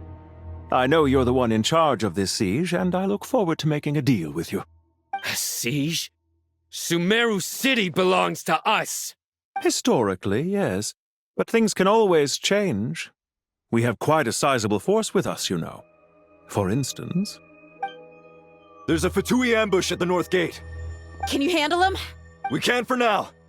Yes, I'm quite sure both sides can hold their ground for the time being. The battle has not yet reached its climax.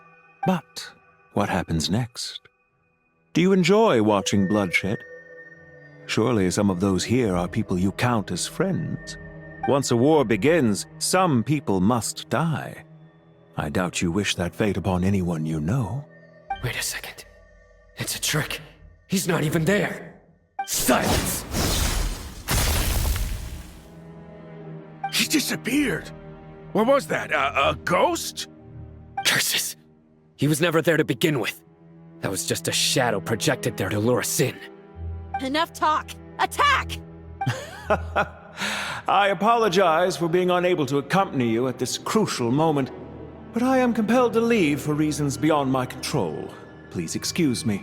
Sumeru's General Mahamatra is quite ruthless. It's a good thing I wasn't there in person. Your illusion held them up for a time just fine. But now that they have seen through it, they will realize you were just a decoy. Decoy or not, what matters now is that they will be heading your way imminently. Not imminently. They are already here.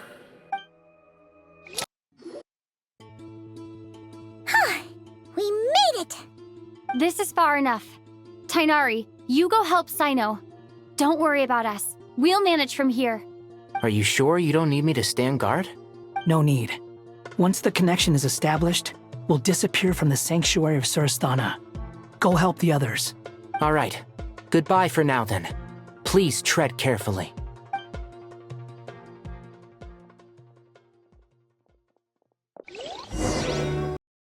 Now where's the interface Nahida mentioned? Come on, where's it hiding? Found it. It's over here. We can connect to the inside of Irminsul through the Sanctuary of Surasthana's built-in security system. You should be pretty familiar with the process. Is it the same route as last time? For the most part. We don't need to adjust any of the parameters. Then I should be fine. And Paimon? Once you're both ready, we'll set off. Wait! The stakes are way higher this time, right? Maybe Paimon should stay outside and help the others. Then, you can focus on the fight without having to worry about Paimon! Huh? Why are you staring at me like that? It's nothing. I just suddenly realized how much you've grown. Hey, you've grown quite a lot yourself. Don't you two start getting into it again. Well, anyway, Paimon thinks she's pretty knowledgeable. Who's the best guide in Teyvat again? And don't forget, Paimon's a college student now. If we say Alhatham's not a weirdo, it's hard to explain how he came up with the idea of you applying to the academia. But for all that he counts, you're doing surprisingly well in your studies. Just goes to show how important it is to have someone supporting you. And Paimon's not the only one. Let's not forget that you only became a student because of Nahida's personal recommendation. That's fair. I have learned a lot in Sumeru. Oh yeah. Did you ever come up with that ugly nickname you promised me? What? No way! We're friends now! Paimon gave up on giving you one ages ago. Anyway, isn't Hat Guy enough of a nickname for you? Fine. Suit yourself. We need to go. Paimon, if you're staying, look after yourself. Will do. Paimon's gonna link up with Tainari and Sino. You guys are the ones who need to be careful. We will be. Bye for now.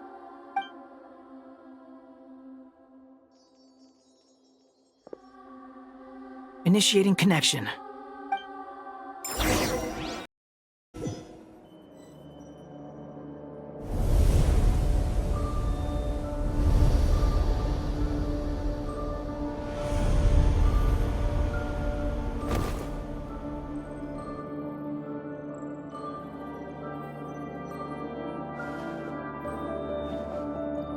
Well, here we are again. Come to think of it, I still don't even know where we're going. Thanks to our terminals, it should be impossible for Irminsul to read. I can... Don't tell me. Only you need to know. That way, whatever happens to me next, it won't affect your progress. Listen to me. Your safety is just as important as mine. Don't even think about sacrificing yourself for the greater good. We came here together, and we're leaving together. All right, if you insist. I won't argue with you.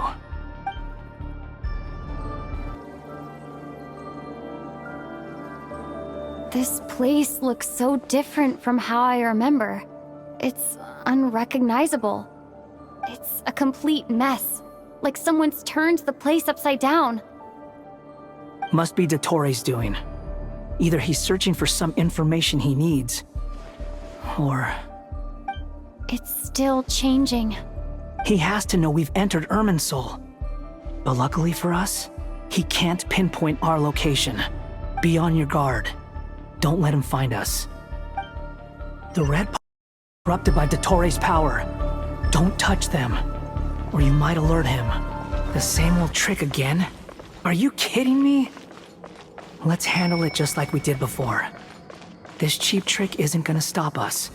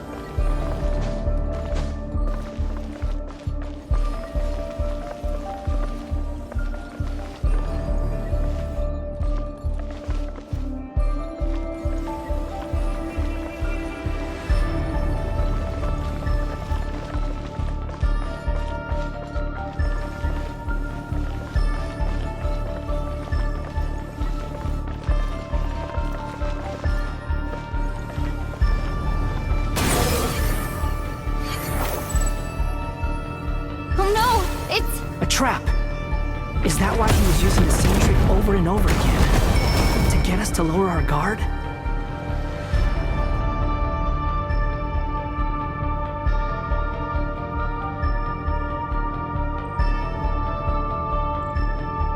I'm trapped!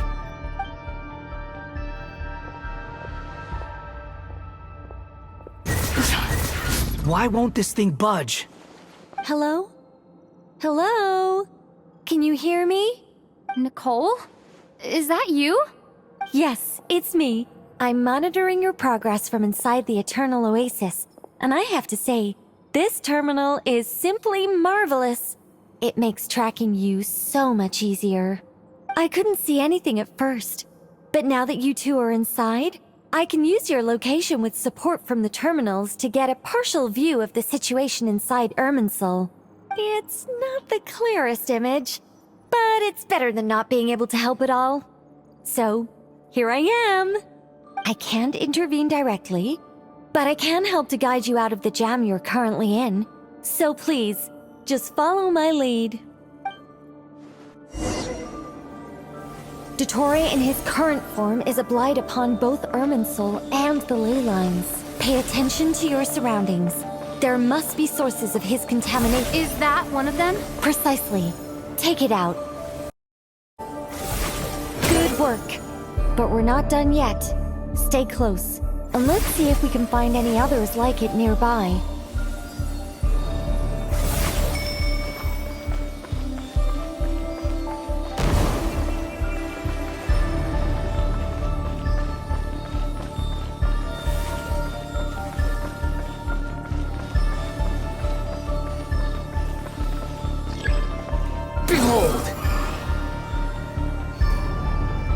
This must be another one. Agreed. Now, Wait, watch out! It's Dottore. I think he's found us. The wind rises. The seal is broken. Quick, get out of there!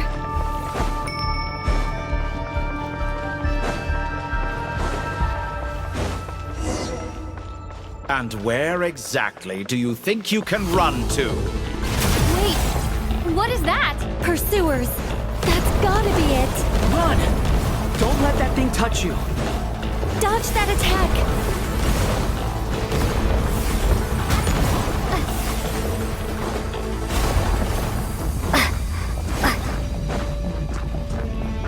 There's more than one path.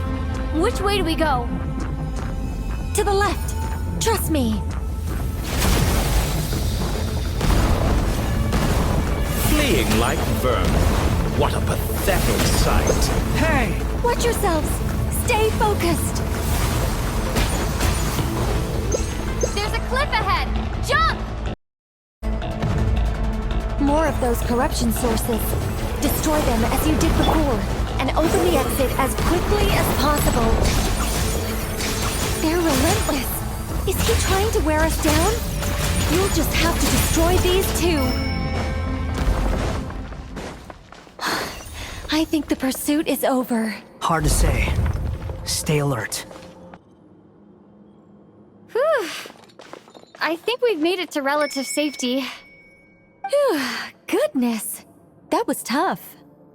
You doing okay? I'll be fine. Don't worry. Take a short rest, and then... Nicole? Nicole! The connection's been cut. But that means... Look at you supporting one another. How very touching.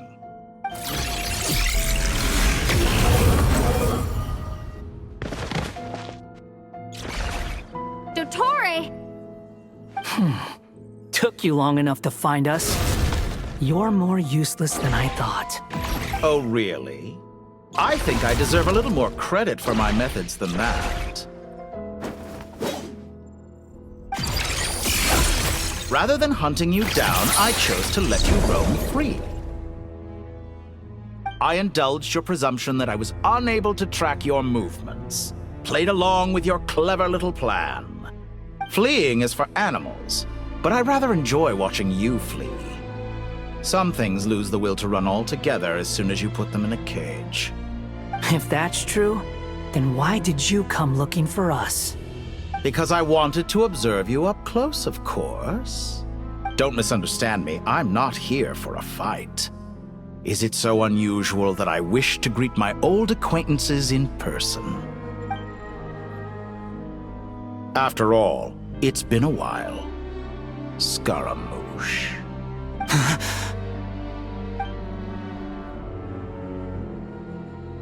Why are you so afraid? I have done nothing unprecedented in discovering the truth. Nor did I go to any great lengths to uncover your story. You made a bold series of moves in deciding to erase yourself.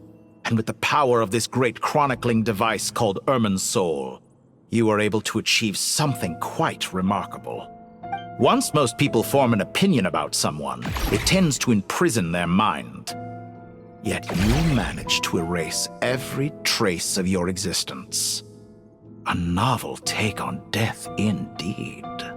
However, this meant that you stood out to me all the more when I saw you in Nodcry. I didn't even have to go looking for you. Just the sight of you was enough for me to intuit the truth. For someone in my position, connecting the dots was a trivial affair. It would have been more surprising if I hadn't managed to piece it together. You seem very pleased with yourself for figuring it out. I'm sure you'd even be more delighted to learn the full extent of your crimes. That would hardly be necessary. Besides, isn't there something that concerns you more right now? Something that fills you with dread? Let me put your mind at ease. I have no intention whatsoever of restoring any of the records you deleted.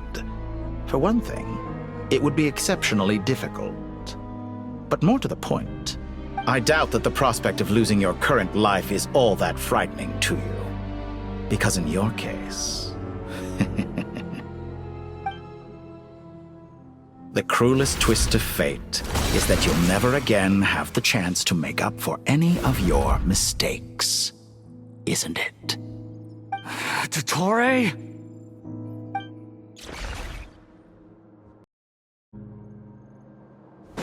All here shall bend to my will. The wind rises.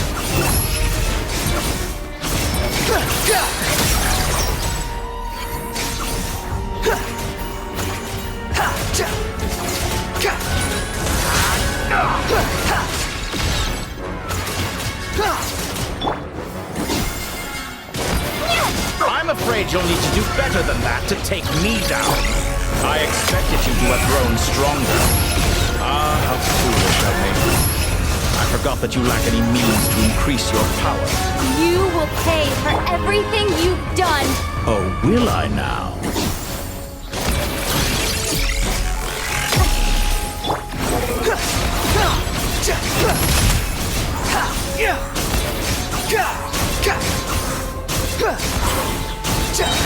Know your place.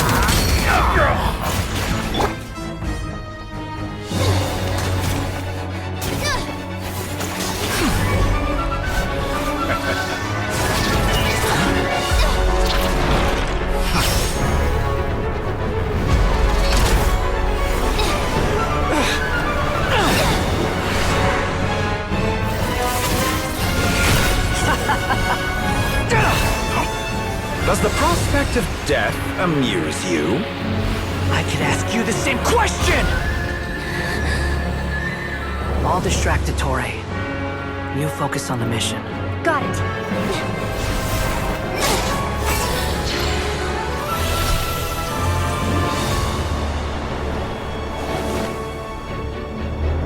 For the hopes and dreams of the masses. Open the secret door on this enchanting night. May wisdom's light eradicate ignorance and darkness, and hereby fulfill our ancient vow. Commence data extraction.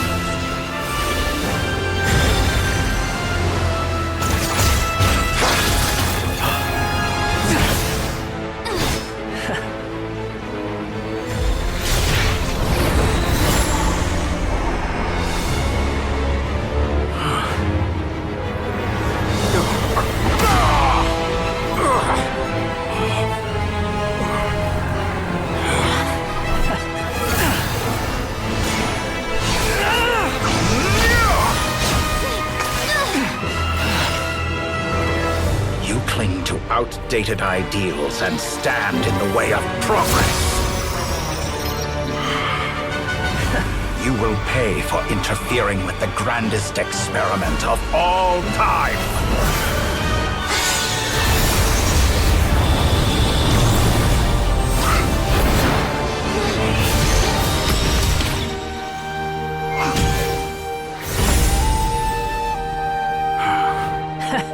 Good timing. Dottore, as clever as you are, you fail to understand wisdom. Wisdom takes many forms, but the path you have chosen eschews them all. Huh.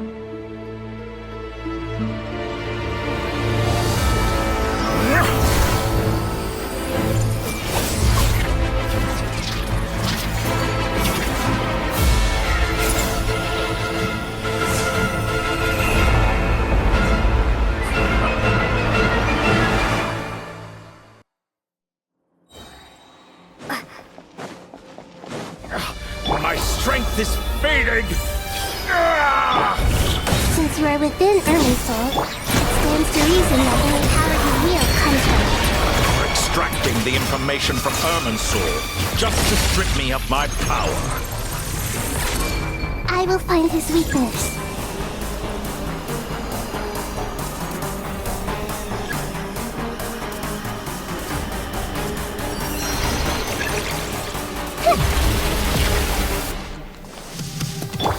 Squall Fury! Search for it! I admire your attempt to introduce a new variant, but it's nowhere near enough!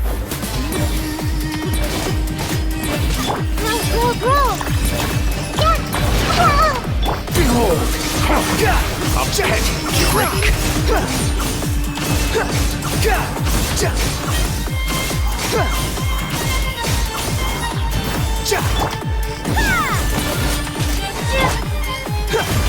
Committed to memory! Squall and Fury! Know your place! Roll! this! Muso no Hitotachi!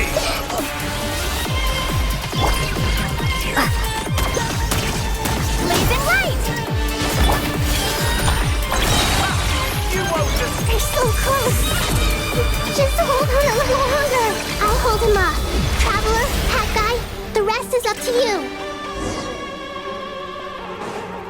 We certainly have a knack for surprising each other, don't we? I'm just getting started. It's time! Say your prayers!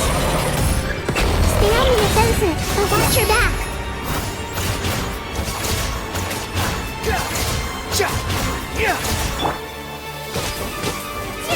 Blazing light! The wind rises. It's time! Say your prayers!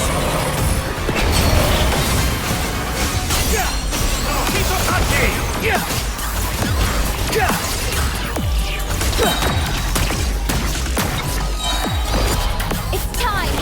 Say your prayers! Finally, time for you to die. Excited? Time for me to die? How could I reach this place of death or something? It's time! Say your prayers!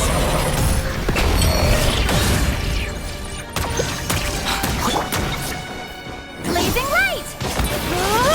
The wind rises.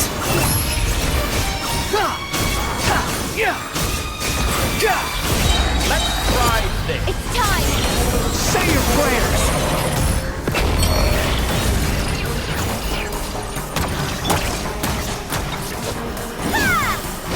Behold!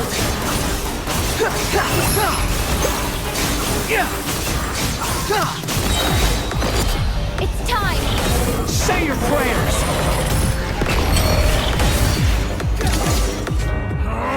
That's enough!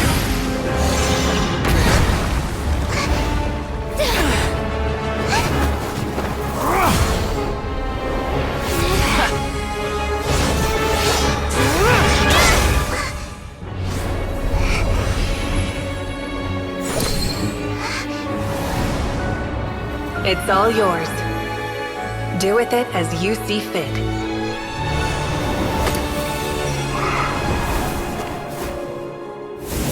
Just as you say, this world is home to some archaic things. And as you suppose, you are a formidable opponent. You have long coveted the secrets of wisdom. So now, I will demonstrate true wisdom in action. I invoke my supreme authority as the keeper of Irminsul. Commend me or condemn me. But give your verdict now!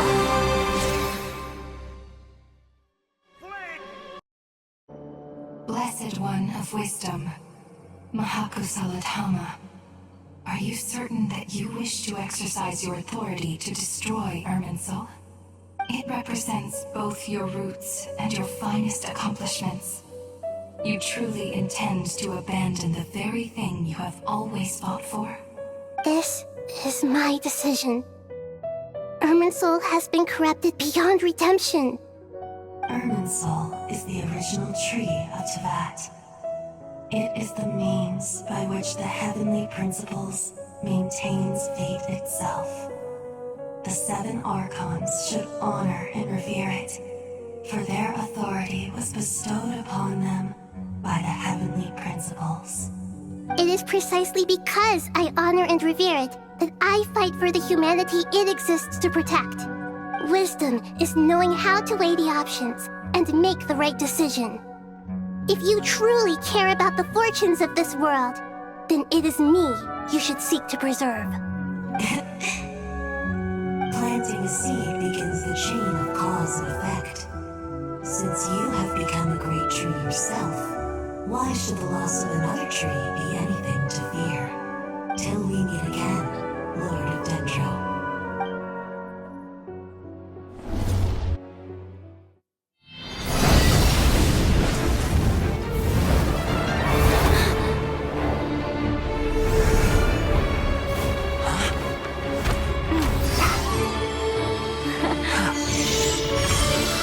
The first flame. The pure, cleansing fire.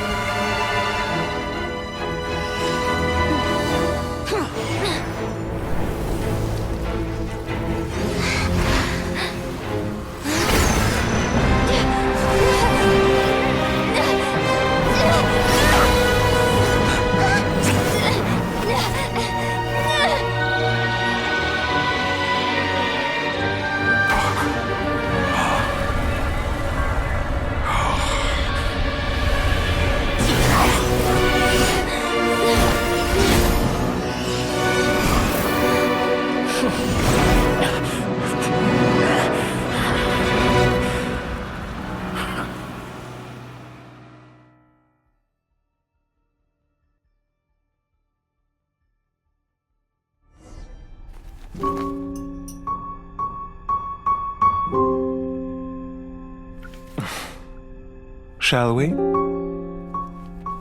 Where were we? I was suggesting that you needn't perform when signing a contract. You're only sitting here because your bank demanded an evaluation of the trustee. So you told a story about a young scholar from a merchant family in Sumeru? I told a compelling tale, didn't I? The post-expulsion story is far more captivating.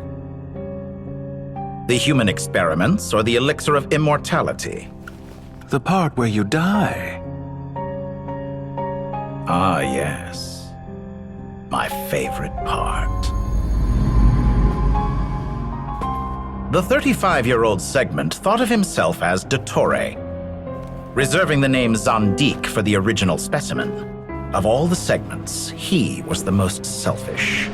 After his expulsion, Dottore searched for a new direction. He joined the Fatui, studied Elazar in great depth, secured resources. He was rather fortunate in his career. Zandik turned to Conrian technology and successfully created his segments. But this was not immortality. Even with backup segments, his body would still age. Still, thanks to Snezhnaya, Zandik found the ideal base for his experiments. Then a perfect partnership materialized at a crucial moment. The year that both parties realized they needed more time.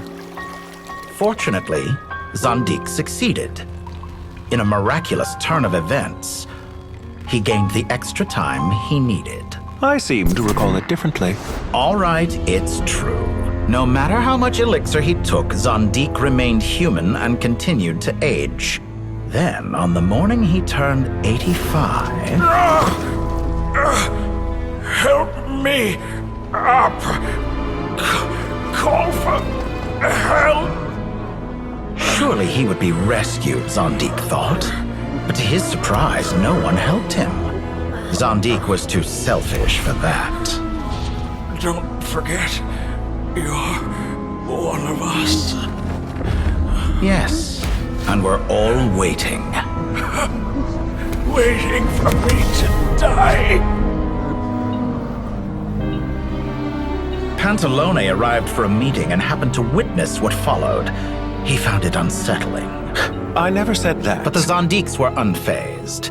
It was a rare opportunity for self-dissection.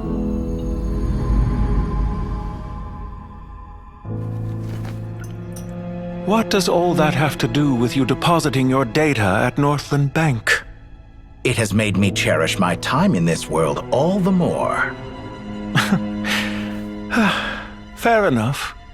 So you do have a sense of self-preservation.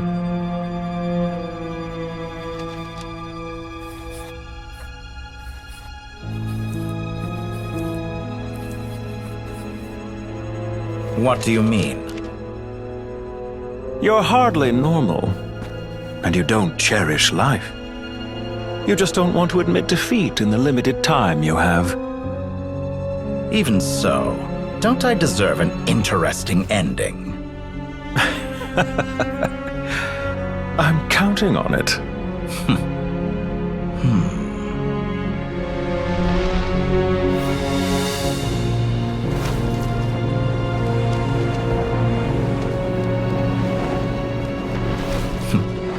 If nothing else, I expect my funeral will be a grand affair indeed.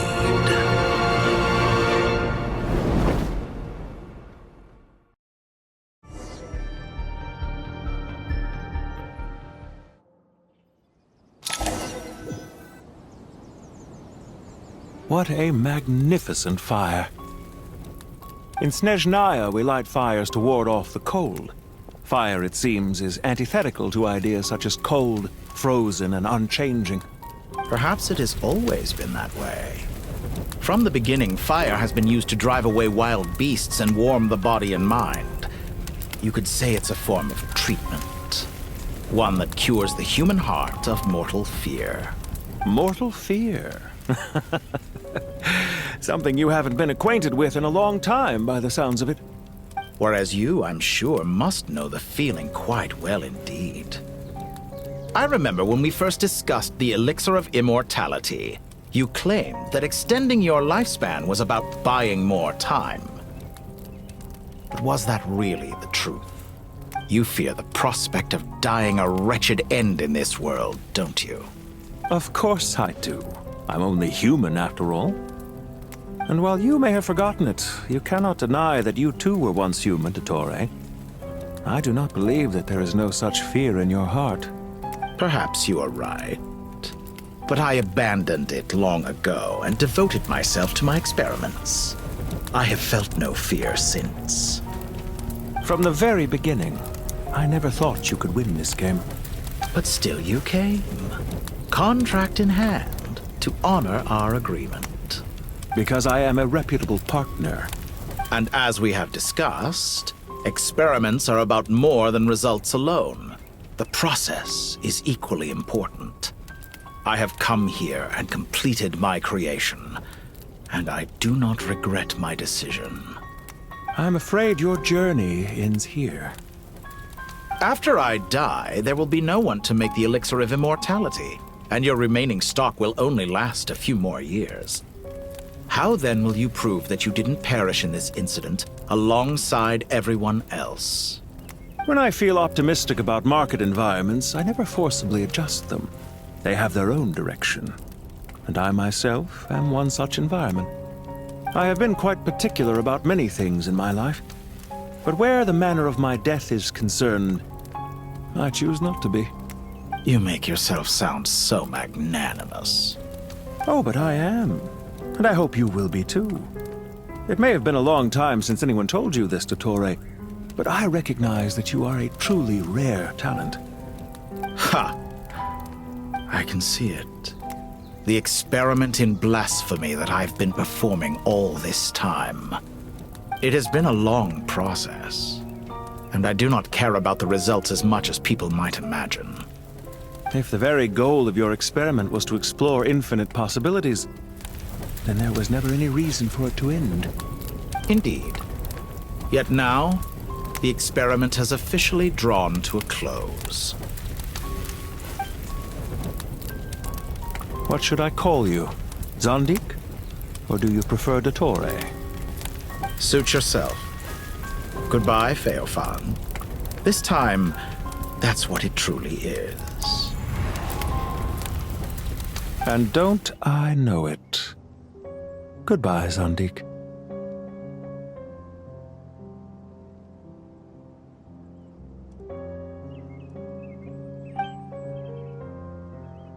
I could have carried out many more experiments, but to me, Lord of Dendro, this outcome is certainly not the worst. I believe you. But unfortunately, this is where it all ends for you. This experiment does not belong to you, nor do any of the results. Experiment? It sounds like you're trying to outdo me in my own field. Wisdom is conveying information in terms that people can clearly understand.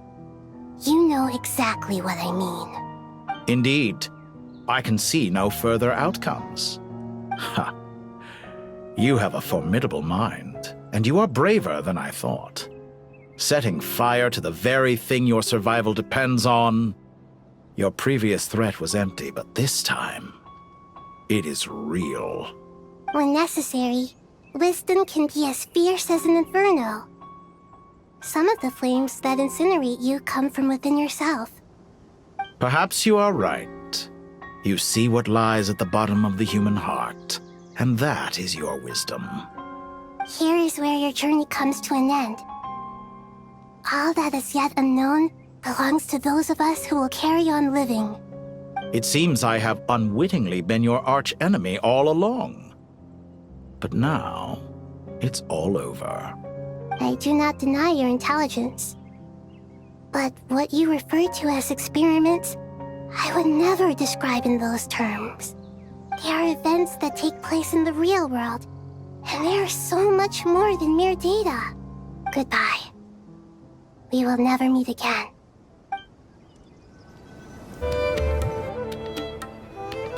Well, that's the last of them. Everyone on the list is already back where they should be.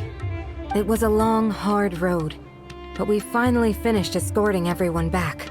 I just pray that we'll never need to leave again.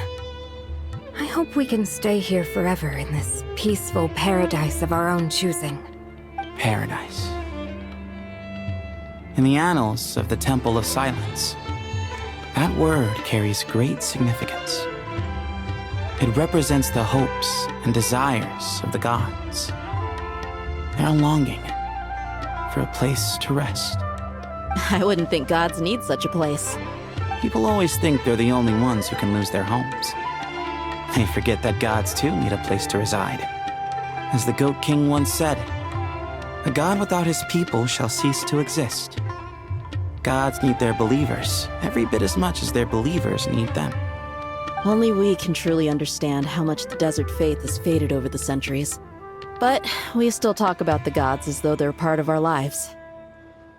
Given the myriad ways in which gods and humans interact, I'd say they really are. How else could Dunyarzad consider the Dendro Archon a friend?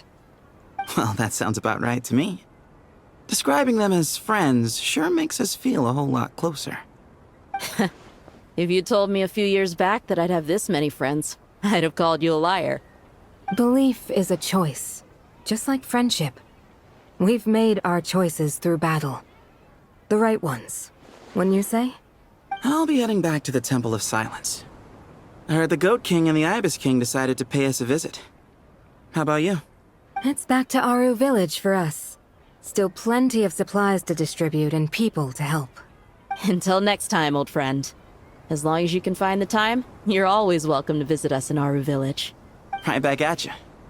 Make sure to drop by the Temple of Silence the next time you're free. Where it is that two of the other 7 pillars, Chesapeake and Bennu, might also be dropping by. Since you're wearing the symbols of their power, it'd only be fitting if you came to see them for yourselves. Dropping by? That makes it sound like they're visiting a neighbor's home. Well, the temple was founded by Hermanubis, so I guess to them, that's exactly what it is. Guess that's true. All right. We'll make sure to find time to stop by. Stay safe on your journey home. I will.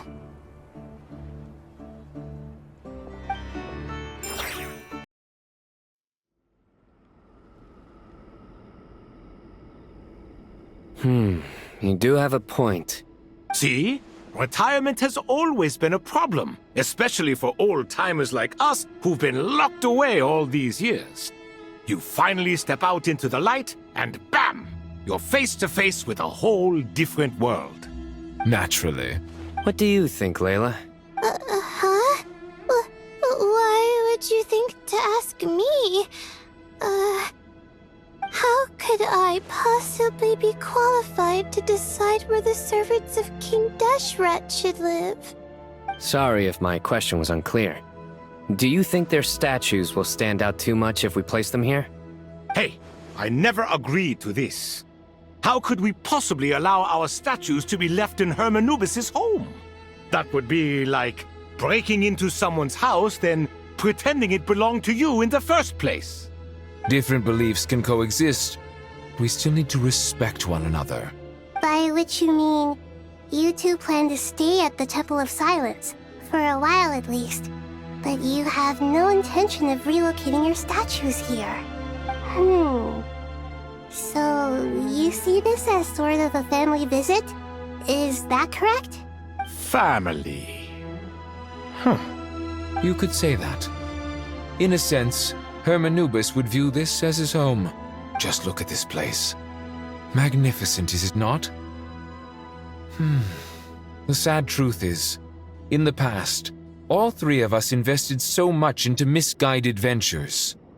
We failed to build what we should have, and wasted so much time instead. And what do you mean by that? I mean that for the most part, time spent associating with the likes of Sobek, and, let's say, Thoth, might reasonably be considered wasted. Why does that not surprise me?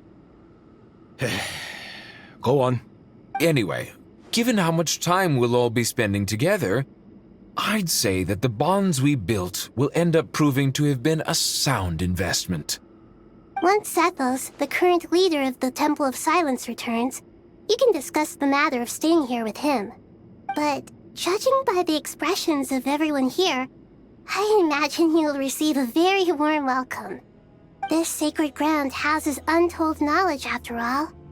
What better place for the servants of King Deshret to appear in the mortal world? How about we share a meal together first?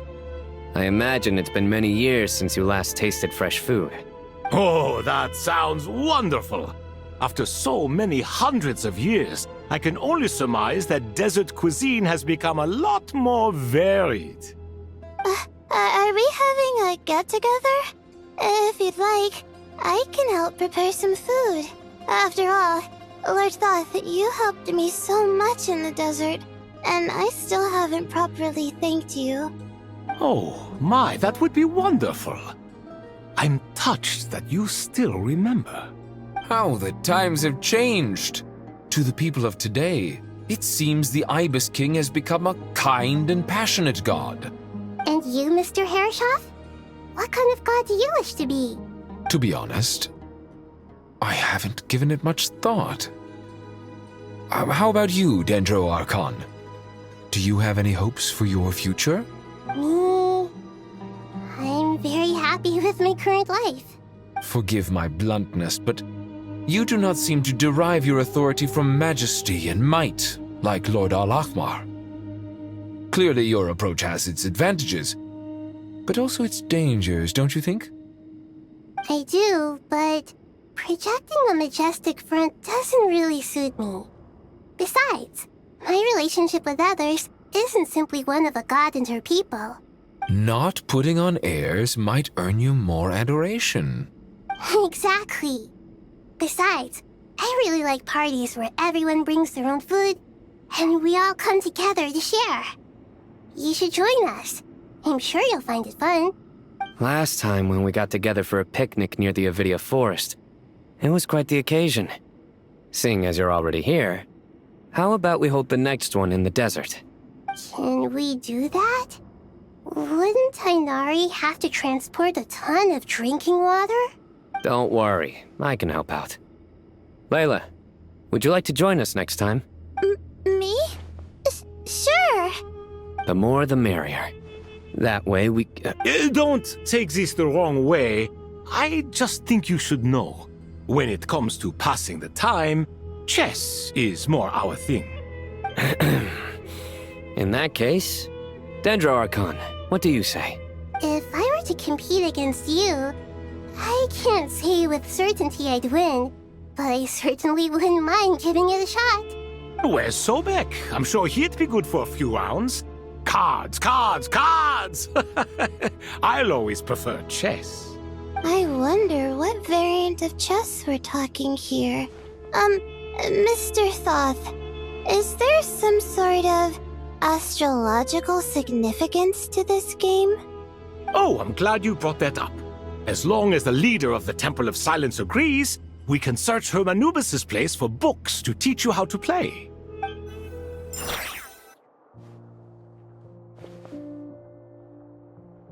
Such devastation visited on Sumeru City. So many houses destroyed or damaged in the fighting. Who could have foreseen this? Look at all of this. It's going to take me forever to tidy up. I suppose living below the academia doesn't always work out to your advantage. I would have thought a little appreciation of my sincerity and effort in helping to clean up this mess might be in order. Helping? Effort? This is your house! Of course you should be putting in the effort! If anything, I'm the one who's helping! So you see yourself as just a helper in this situation. I must admit, I'm rather shocked. If you're trying to say that since I live here too, I have an obligation to tidy up, fine, I suppose I do. Wait a second, stop changing the subject! Nevertheless, in the wake of a great storm, a missing roof is a predictable inconvenience. can you stop making it seem like I care more about this house than you do? Doesn't it upset you at all to see your home in this state? I won't pretend it's ideal, but that's no reason to be upset. This is the roof over your head, your shelter from the cold. The furniture is scattered, the paintings have fallen off the walls, the windows are shattered. Don't you feel even a little disheartened? The way I see it, these problems are easily solved. Ugh, this is precisely why I hate talking to you about sentimental things. It's like banging my head against a wall. You simply don't understand just how much work goes into making a proper home. It sounds like this is causing you a lot of anguish. You mean the house or the paintings? I mean your sentimentality. Oh, well, yes. But I'd rather not dwell on such things right now.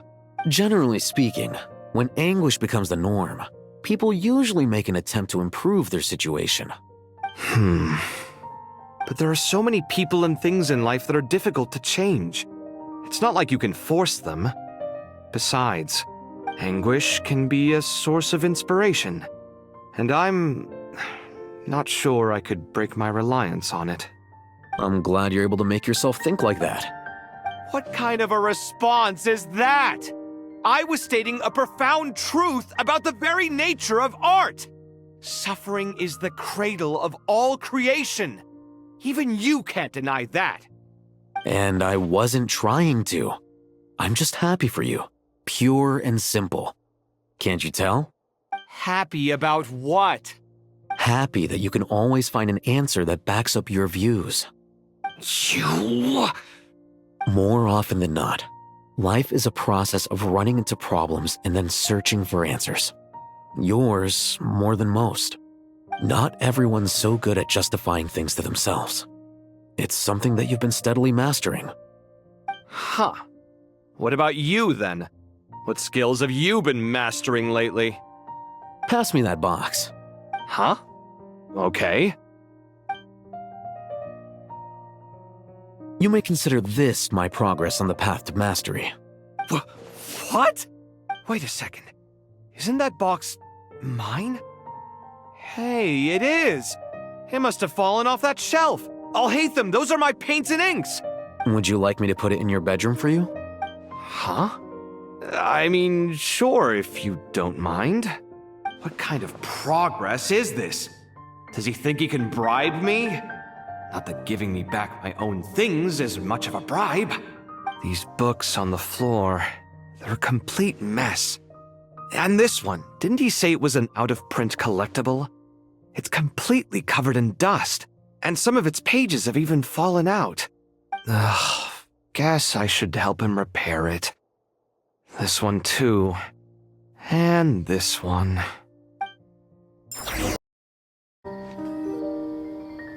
Local sumter beasts, imported goods, such a bright future ahead.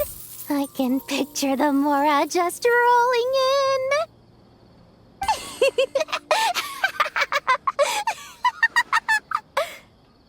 You do realize you sound like a choking cow? It's called world being imposing. Can't you feel it? Are you not intimidated? Oh, I'm positively shaking in my sandals. What commands do you have for me, oh mighty Lord Sangamabe? You've got a lot of nerve, Nefer. You went and told Candace and the others everything, didn't you? Seriously, do you have any idea how differently they see me now? Surely that's a good thing. I presume they're more disposed to actually like you now, maybe even view you as a friend. You traded my secret for sympathy! Thanks to you, I've lost every last shred of my mercantile majesty. How am I supposed to make anyone think I'm a big, scary investor now? The dark days of Lord Sangamabe are behind you. Why not take this chance to make a few honest friends?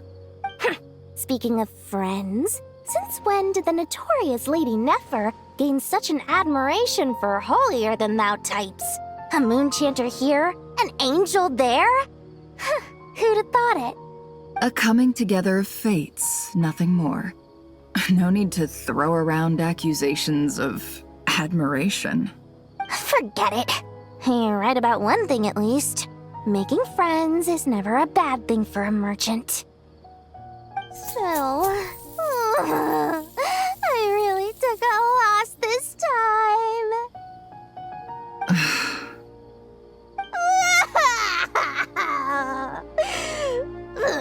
What are you looking at?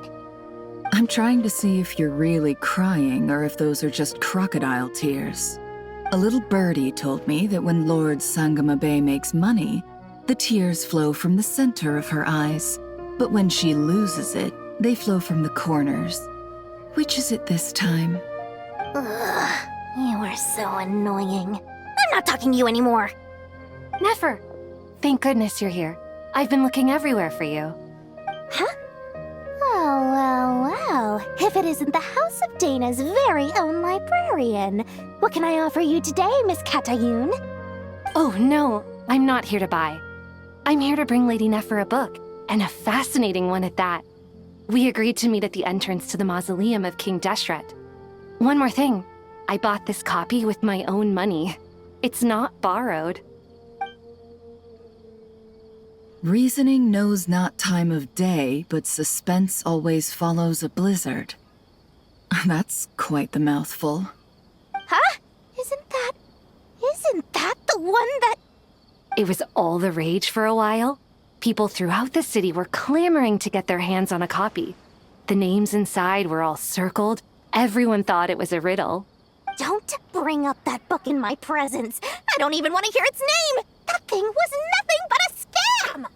Surprisingly enough, I've actually heard of this book, though it doesn't seem of much consequence. So what truth lies behind it? You're from the Vahumana and you're asking me what the truth is? I'd say the actual truth was about the least important part of the whole episode. I brought you this book because it probably has the most interesting backstory of any in the House of Dana's collection, at least in recent years. As for its quality, well, you can judge that for yourself. Don't tell me it's actually any good. You may not know this, Lord Sangamabe, but Lady Nefer has a fondness for books with... how should I put this? Mixed reviews? No eye for good literature, huh? Perhaps she feels that bad books hide interesting secrets? But I shouldn't put words in her mouth. It's probably fair to say she prefers the conversations that books can spark over the substance of the books themselves. Suits my style as an intel broker, wouldn't you say? Very interesting, thank you. I'll return it to you once I'm done reading. And as it happens, I have something for you, too. Incense? I imagine you've already used up the incense I gave you last time. Here's some more. This batch is from Nodcry, so the scent won't be quite the same. Well, actually, I've been saving the incense you gave me. I couldn't bring myself to waste it without a special occasion. But I'll gladly accept this, too. And I promise I'll use it this time. Katayun, you haven't changed a bit.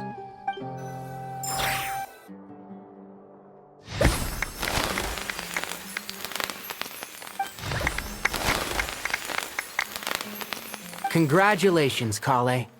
Well done, Kale.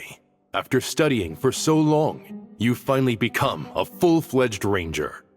Sure hasn't been easy for you, huh? This really is fantastic news. All grown up. No longer a trainee, but an official forest ranger. Oh, the next step is to secure tenure in the academia. Thanks, everyone. It's true. I'm an official forest ranger now. Master Tainari, thank you for your guidance and support. I wish Mr. Sino were here so I could thank him too. Sino had a matter to attend to at the Temple of Silence. I don't imagine he'll be back for some time. But don't worry, we can celebrate together once he's finished. I'm afraid the party will have to wait. Kale still has some matters to attend to first. Kale? Is everything all right? No, it's not what you think. There's nothing wrong with my health. I just have a few things I need to deal with. I've made plans with the Traveler and Paimon to visit Mondstadt. Master Tainari and Mr. Sino will be accompanying us too. Well, that's a relief. Let's get together when everyone's back. I'm sure you'll be doing even better by then. Of course. I have a feeling you're right.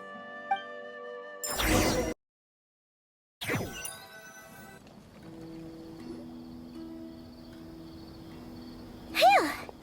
After all that catching up on sleep and food, Paimon's feeling full of vim and vigor again. For someone who spends so much time resting, your recovery routine is surprisingly simple. Hey! Paimon's been working her butt off too, you know. She flew all over the city helping everyone out. Don't worry. I saw how hard you worked. All right. We all know you're the most hardworking person in Teyvat. As long as you're rested and full, that's what really matters. Paimon's been looking around the place, and it seems like the city's already on the mend. But Paimon's been wondering how Nahida's doing. We should check in on her.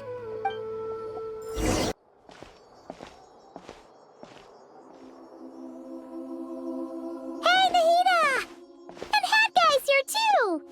Traveler, Paimon! What's going on here? Nothing much. Nahida was just expressing concern for my physical and mental well-being. Oh, the Traveler told Paimon all about that. We've both been very worried about you. Are you feeling alright? You make it sound like I'm on the brink of some kind of breakdown. Truth is, I'm doing much better than you might imagine. If we can just get to the bottom of Dotori's intentions, we can minimize his negative influence. That's the sort of thing I excel at. Just listen to that newfound optimism. It seems like having you enroll in the Vahumana was a truly inspired move. I can really see the positive influence. Observe, a classic Sumeru specialty. Chalking everything up to education and learning. To be honest, even I can sense the change in you. Everything Dotori said to you was a way to manipulate your mind. Fortunately, you're no longer under his sway. Can someone as old as me really continue to grow? If it helps, just think of yourself as a late bloomer. It's all a matter of phrasing, and it comes down to what standards you measure yourself by.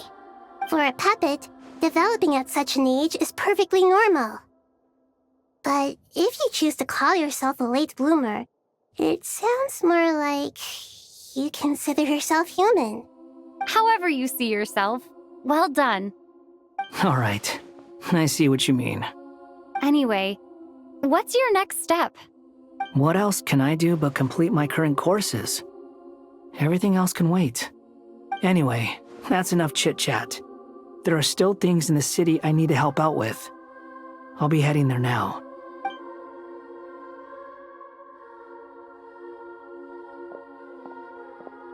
I'm so happy that Hat Guy is doing better than we thought.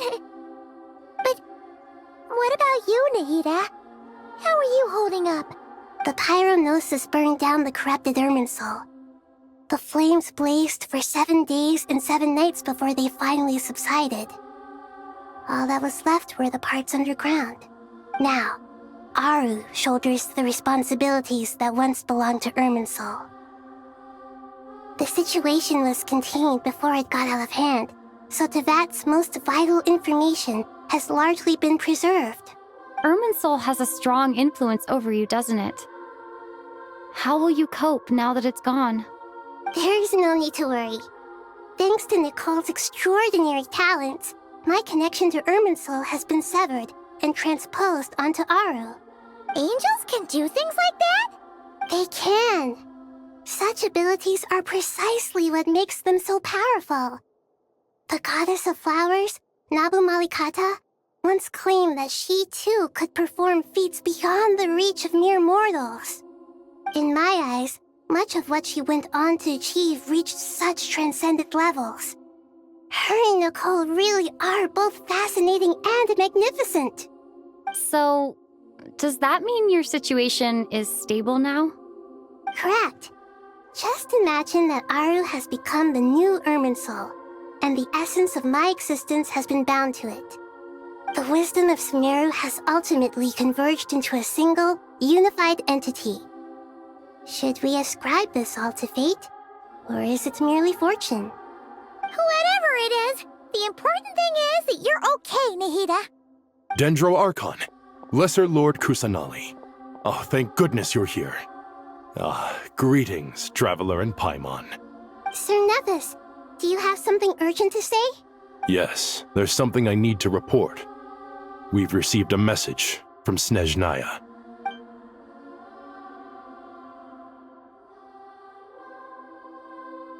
The Fatui Harbinger, the rooster, sends us his sympathies, along with all the usual pleasantries. His stance is that, following the unrest and Nod Cry, Dottore was subjected to internal censure. This madness was the act of a rogue element, one who cannot be seen to represent the Zapoliarni Palace. No less than can be expected. Snezhnaya paid a heavy price working to stop him. They even lost one of their own harbingers. The letter goes on to say that even so, Snezhnaya cannot claim to be blameless. Apparently, they will deal with Dottore's subordinates in accordance with Snezhnayan law, holding all those involved in his crimes accountable. Additionally, they are supplying relief funds and supplies, which are already en route. They hope this will aid in Sumeru's reconstruction. Sounds like he's got an answer for everything. True, but as diplomatic rhetoric goes, it's highly effective. Completely watertight, both in logic and sentiment. This disaster has had a profound impact on Sumeru. There is much that I will keep in my heart. The matter of Dottore can be seen as settled for now. We are sure to cross paths again in the future, and in that light, Snezhnaya would do well to uphold their responsibilities and keep a tight rein over their actions. With Irminsul burned, the flow of fate now carries many more possibilities. I will be watching carefully. Perhaps we can move on to a less serious matter? Dendro Archon, will you eat with us once this matter is dealt with? Everyone wishes to celebrate together. Your presence would be most welcome. Of course! Junior Zod, Sino, and Hypatia all told me the same thing. If there isn't enough room for everyone, we can arrange back-to-back feasts. What a wonderful idea. That just leaves the question of what we should eat. Not more tomatoes, surely. More? Dendro Archon, what do you mean by more tomatoes? Those good friends of yours are always talking about tomatoes. Sometimes when I'm walking through the city, I can even hear them arguing in the fields. Since you see them so often, you must hear about tomatoes even more than I do. Tomatoes. Tomatoes. The word has a certain magic to it. Like the autumn fur of a sumpter beast swirling in the wind, sometimes flying up my nose. Tomatoes. What can we make with tomatoes? Wait, why tomatoes? Take your time, there's no need to rush. The Traveler, Paimon, and I still have somewhere we need to visit. You'll have plenty of time to think it over before I return. Does this mean you're going to Natlan? Meet them there in person. It will require a long journey. I know. but this is necessary. I must go myself. Traveler, Paimon, we'll set off as soon as you're ready. Is that all right? Sure. We'll be ready whenever you are. You'll hear no objections from Paimon. We should grab some snacks along the way, though. It'll be just like going on a long holiday. Wonderful. I'm looking forward to this so much.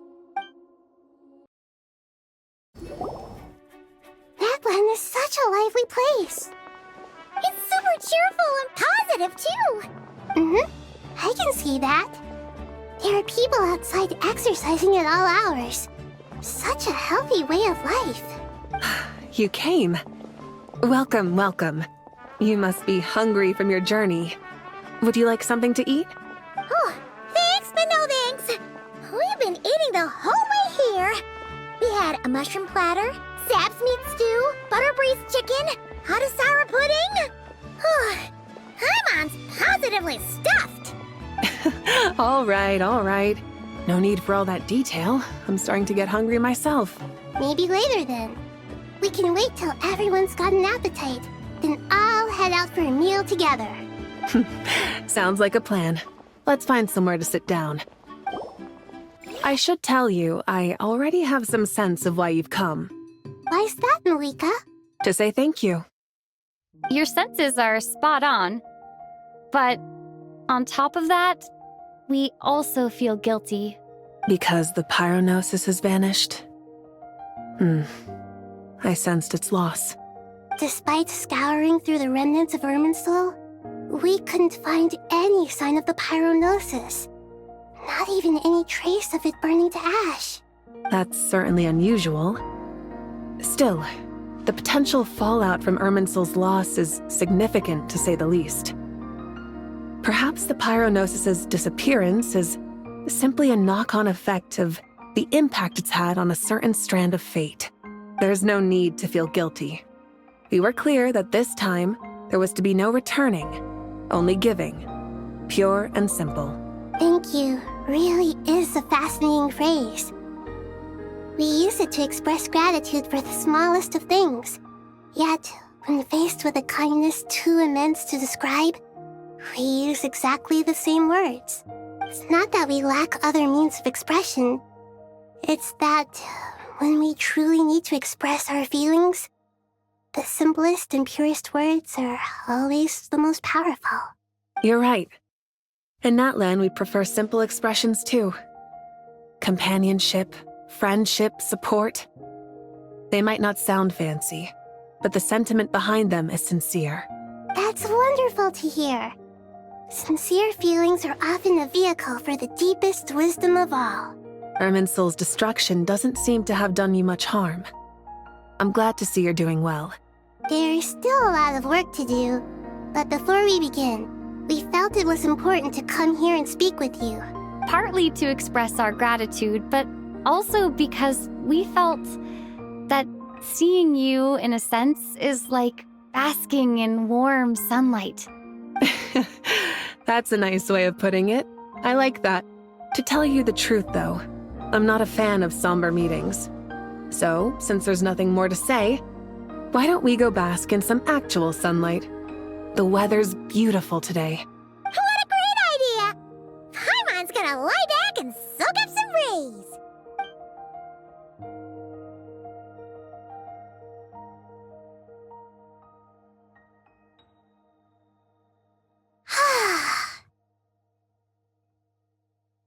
In that case, I think I'll lie down for a bit too before we head to our next stop. And where might that be? Mondstadt. Paimon and I are gonna head back there with Kale and the gang. Long ago, I sensed that the god remains inside Kale had come from the goddess of flowers, but I kept it a secret. Those remains weren't hurting Kale, not as she is now. They simply exist. Besides, I could sense a deep yearning within her. A yearning for an ordinary life. A yearning to hold on to the hard-won happiness she now enjoys. With someone like her, I have a responsibility to keep her secret. She should be ready to face the truth by now. Whenever people meet, there is always the potential to create warmth and kindness. Every child grows up, but even as adults, they are still children in the eyes of certain people. Oh, just like how Paimon sometimes sees Nahida as a little kid. Is that so? Well, anyone who's friends with a kid is probably a kid themselves. Of course! And there's nothing wrong with that. When we get back, we'll actually be hanging out with another of our friends who happens to be a kid. Or more like looking after, in her case. Anyway, we'll always be there to watch out for our friends. Dear Sucrose, when you receive this letter, I'll probably be as busy as always. But busy with wonderful things. That's because I'm no longer a trainee. I'm now an official forest ranger. Impressive, right? Sino said that official rangers sound much tougher than trainees. Though he did say it was already pretty tough to start out with. You probably heard that something big happened in Sumeru recently. Don't worry, it's all been taken care of. We're heading to Mondstadt soon, so if you're free, maybe we could meet up? Plus, it's not just me. A few of us are going. Hey, you still remember that time we all got together? You know, when we all went to the Windbloom Festival? It'll be just like that.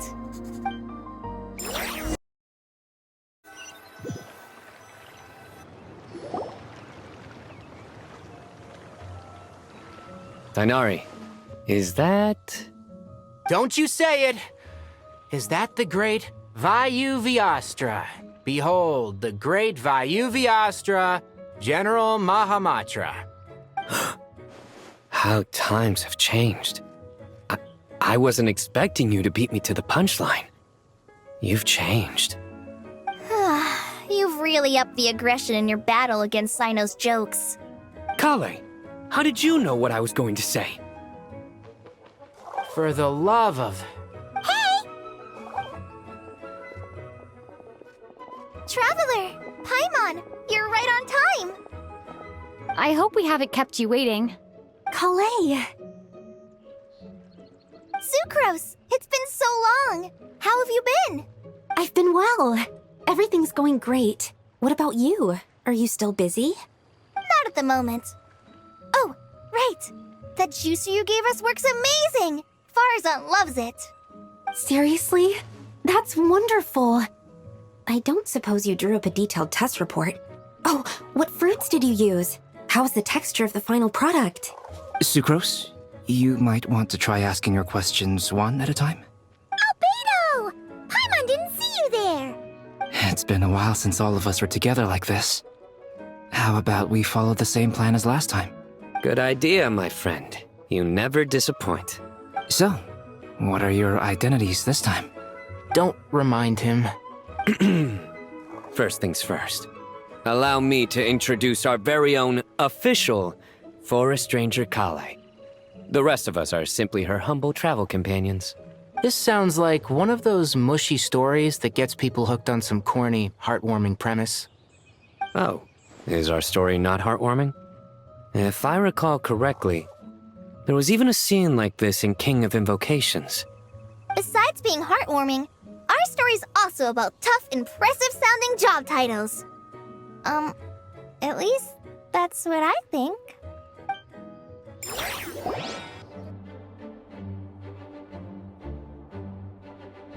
Oh, you're here already?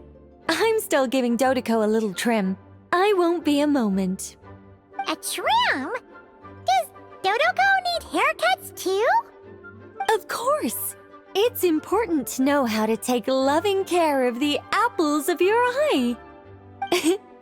All of these trivial matters get left to me. It's because I'm an angel, and angels are, in a way, the guardians of all Teyvat. Oh, right! Well, that's definitely an impressive-sounding job title. What are you writing? I'm just brainstorming some cool-sounding lines. Oh, write them on these card backs. Of course. Clearly, my lines are pretty amazing, wouldn't you say? Miss Nicole? Kale? You seem a little nervous. I was just wondering, who was the person you mentioned who needed their wish fulfilled? Wish?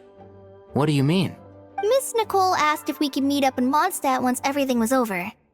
She said a friend of hers had a wish that needed my help to come true. Well, you never mentioned that before. All we knew was that you'd arranged to meet in Mondstadt. But we thought it had something to do with the god remains. To be fair, everything I told you was true.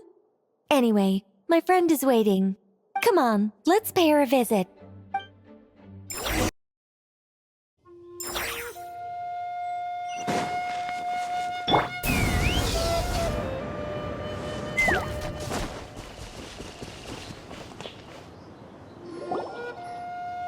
Huh? You're... Surprised?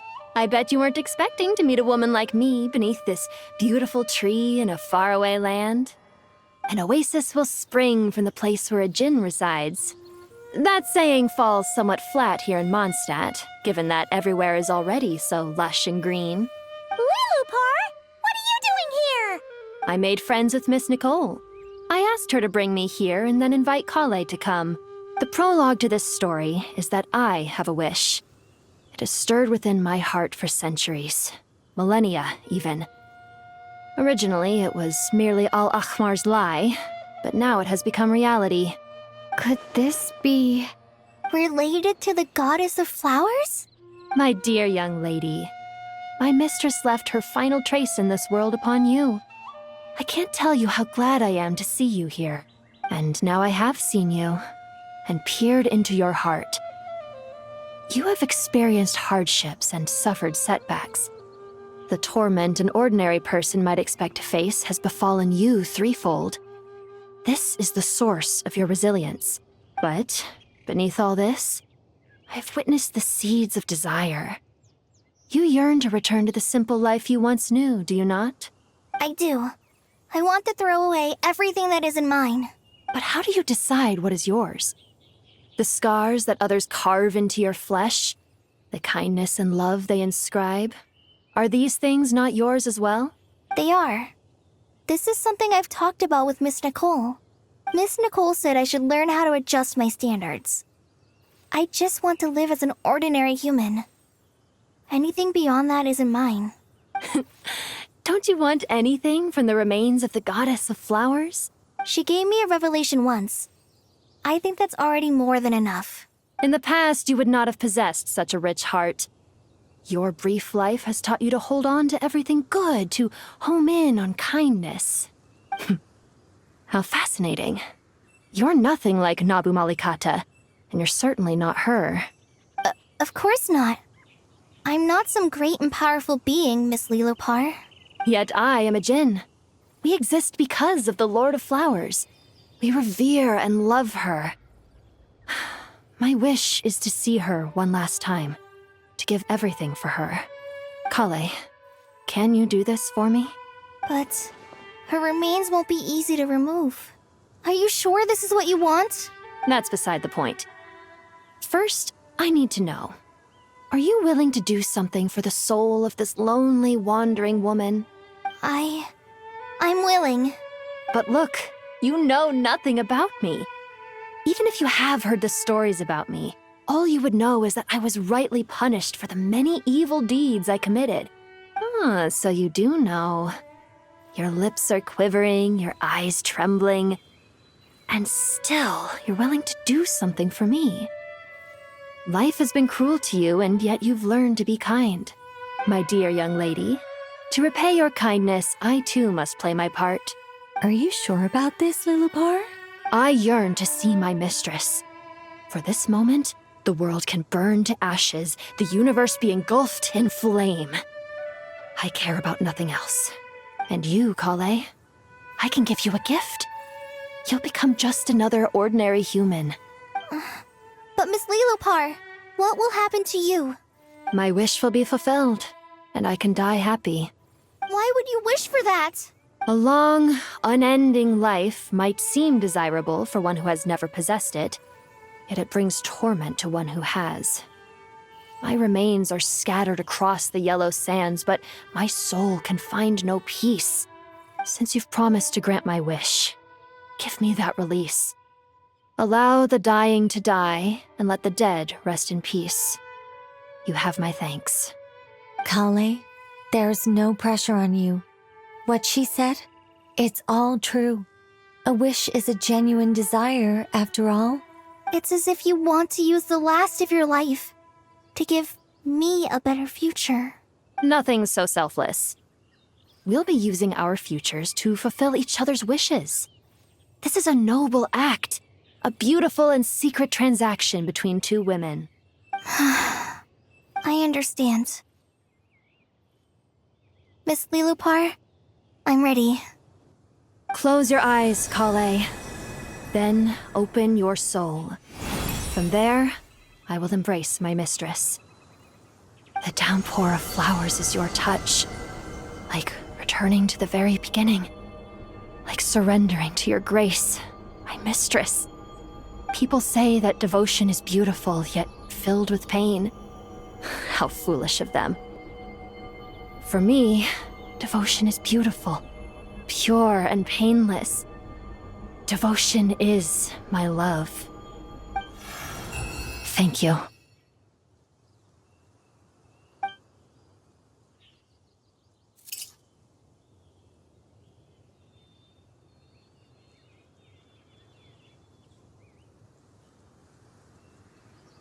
Lilupar!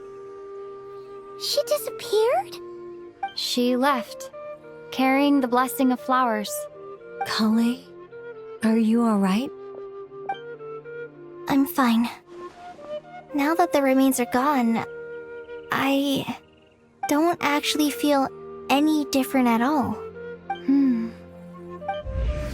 Those remains weren't hurting Kale. Not as she is now. They simply exist. Besides, I could sense a deep yearning within her. Kale must have already received what she was yearning for. I'm doing fine. I feel relaxed. There's really no need to worry. Then my wish has come true, too. To become ordinary? That's just one of my wishes. Actually, I have a few more. For instance, I want to protect the people I meet and help them find happiness. That sort of thing. So between Miss Lilupar and me, you fulfilled 2 wishes already, and protected 2 people. Wonderful, isn't it? I feel so fantastically happy. I guess that settles things here. So what's next? What do you want to do when we get back to town?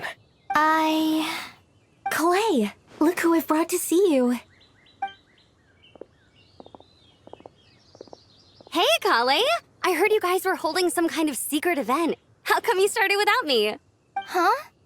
Oh no, it's nothing like that. We were just saying goodbye to an old friend. Really? Who? Me. The old me. So that's what this is all about. Did you come all the way to Mondstadt for that? Because we knew the old you so we could witness the change? Exactly. The old me is gone. I puffed her into the air, and she became a fluffy pink cloud, floating into the sky, before disappearing forever. Do you think, maybe up in the sky, she has friends waiting for her with test tubes, flasks, and bows? Oh, when you put it like that, it doesn't sound so bad after all. What do you think, Miss Nicole? I think maybe that's right. At least, if it were up to me, I'd consider that a happy ending. Dear Sucrose, even though my childhood ended long ago, these past few days have really felt like growing up again. I've become stronger, and I feel like I can finally accomplish things by myself. Surely someone as mysterious as you will find a friend like this fascinating? Always growing, always thriving like a plant. I came to say goodbye to my old self. I know that after this, she'll be gone. Thinking about it makes me feel a little lonely. I know the weakness that kept me company will one day leave me too. But somewhere in my heart, I feel a great sense of joy. It feels like I've always wanted to take this step. To walk towards the new me.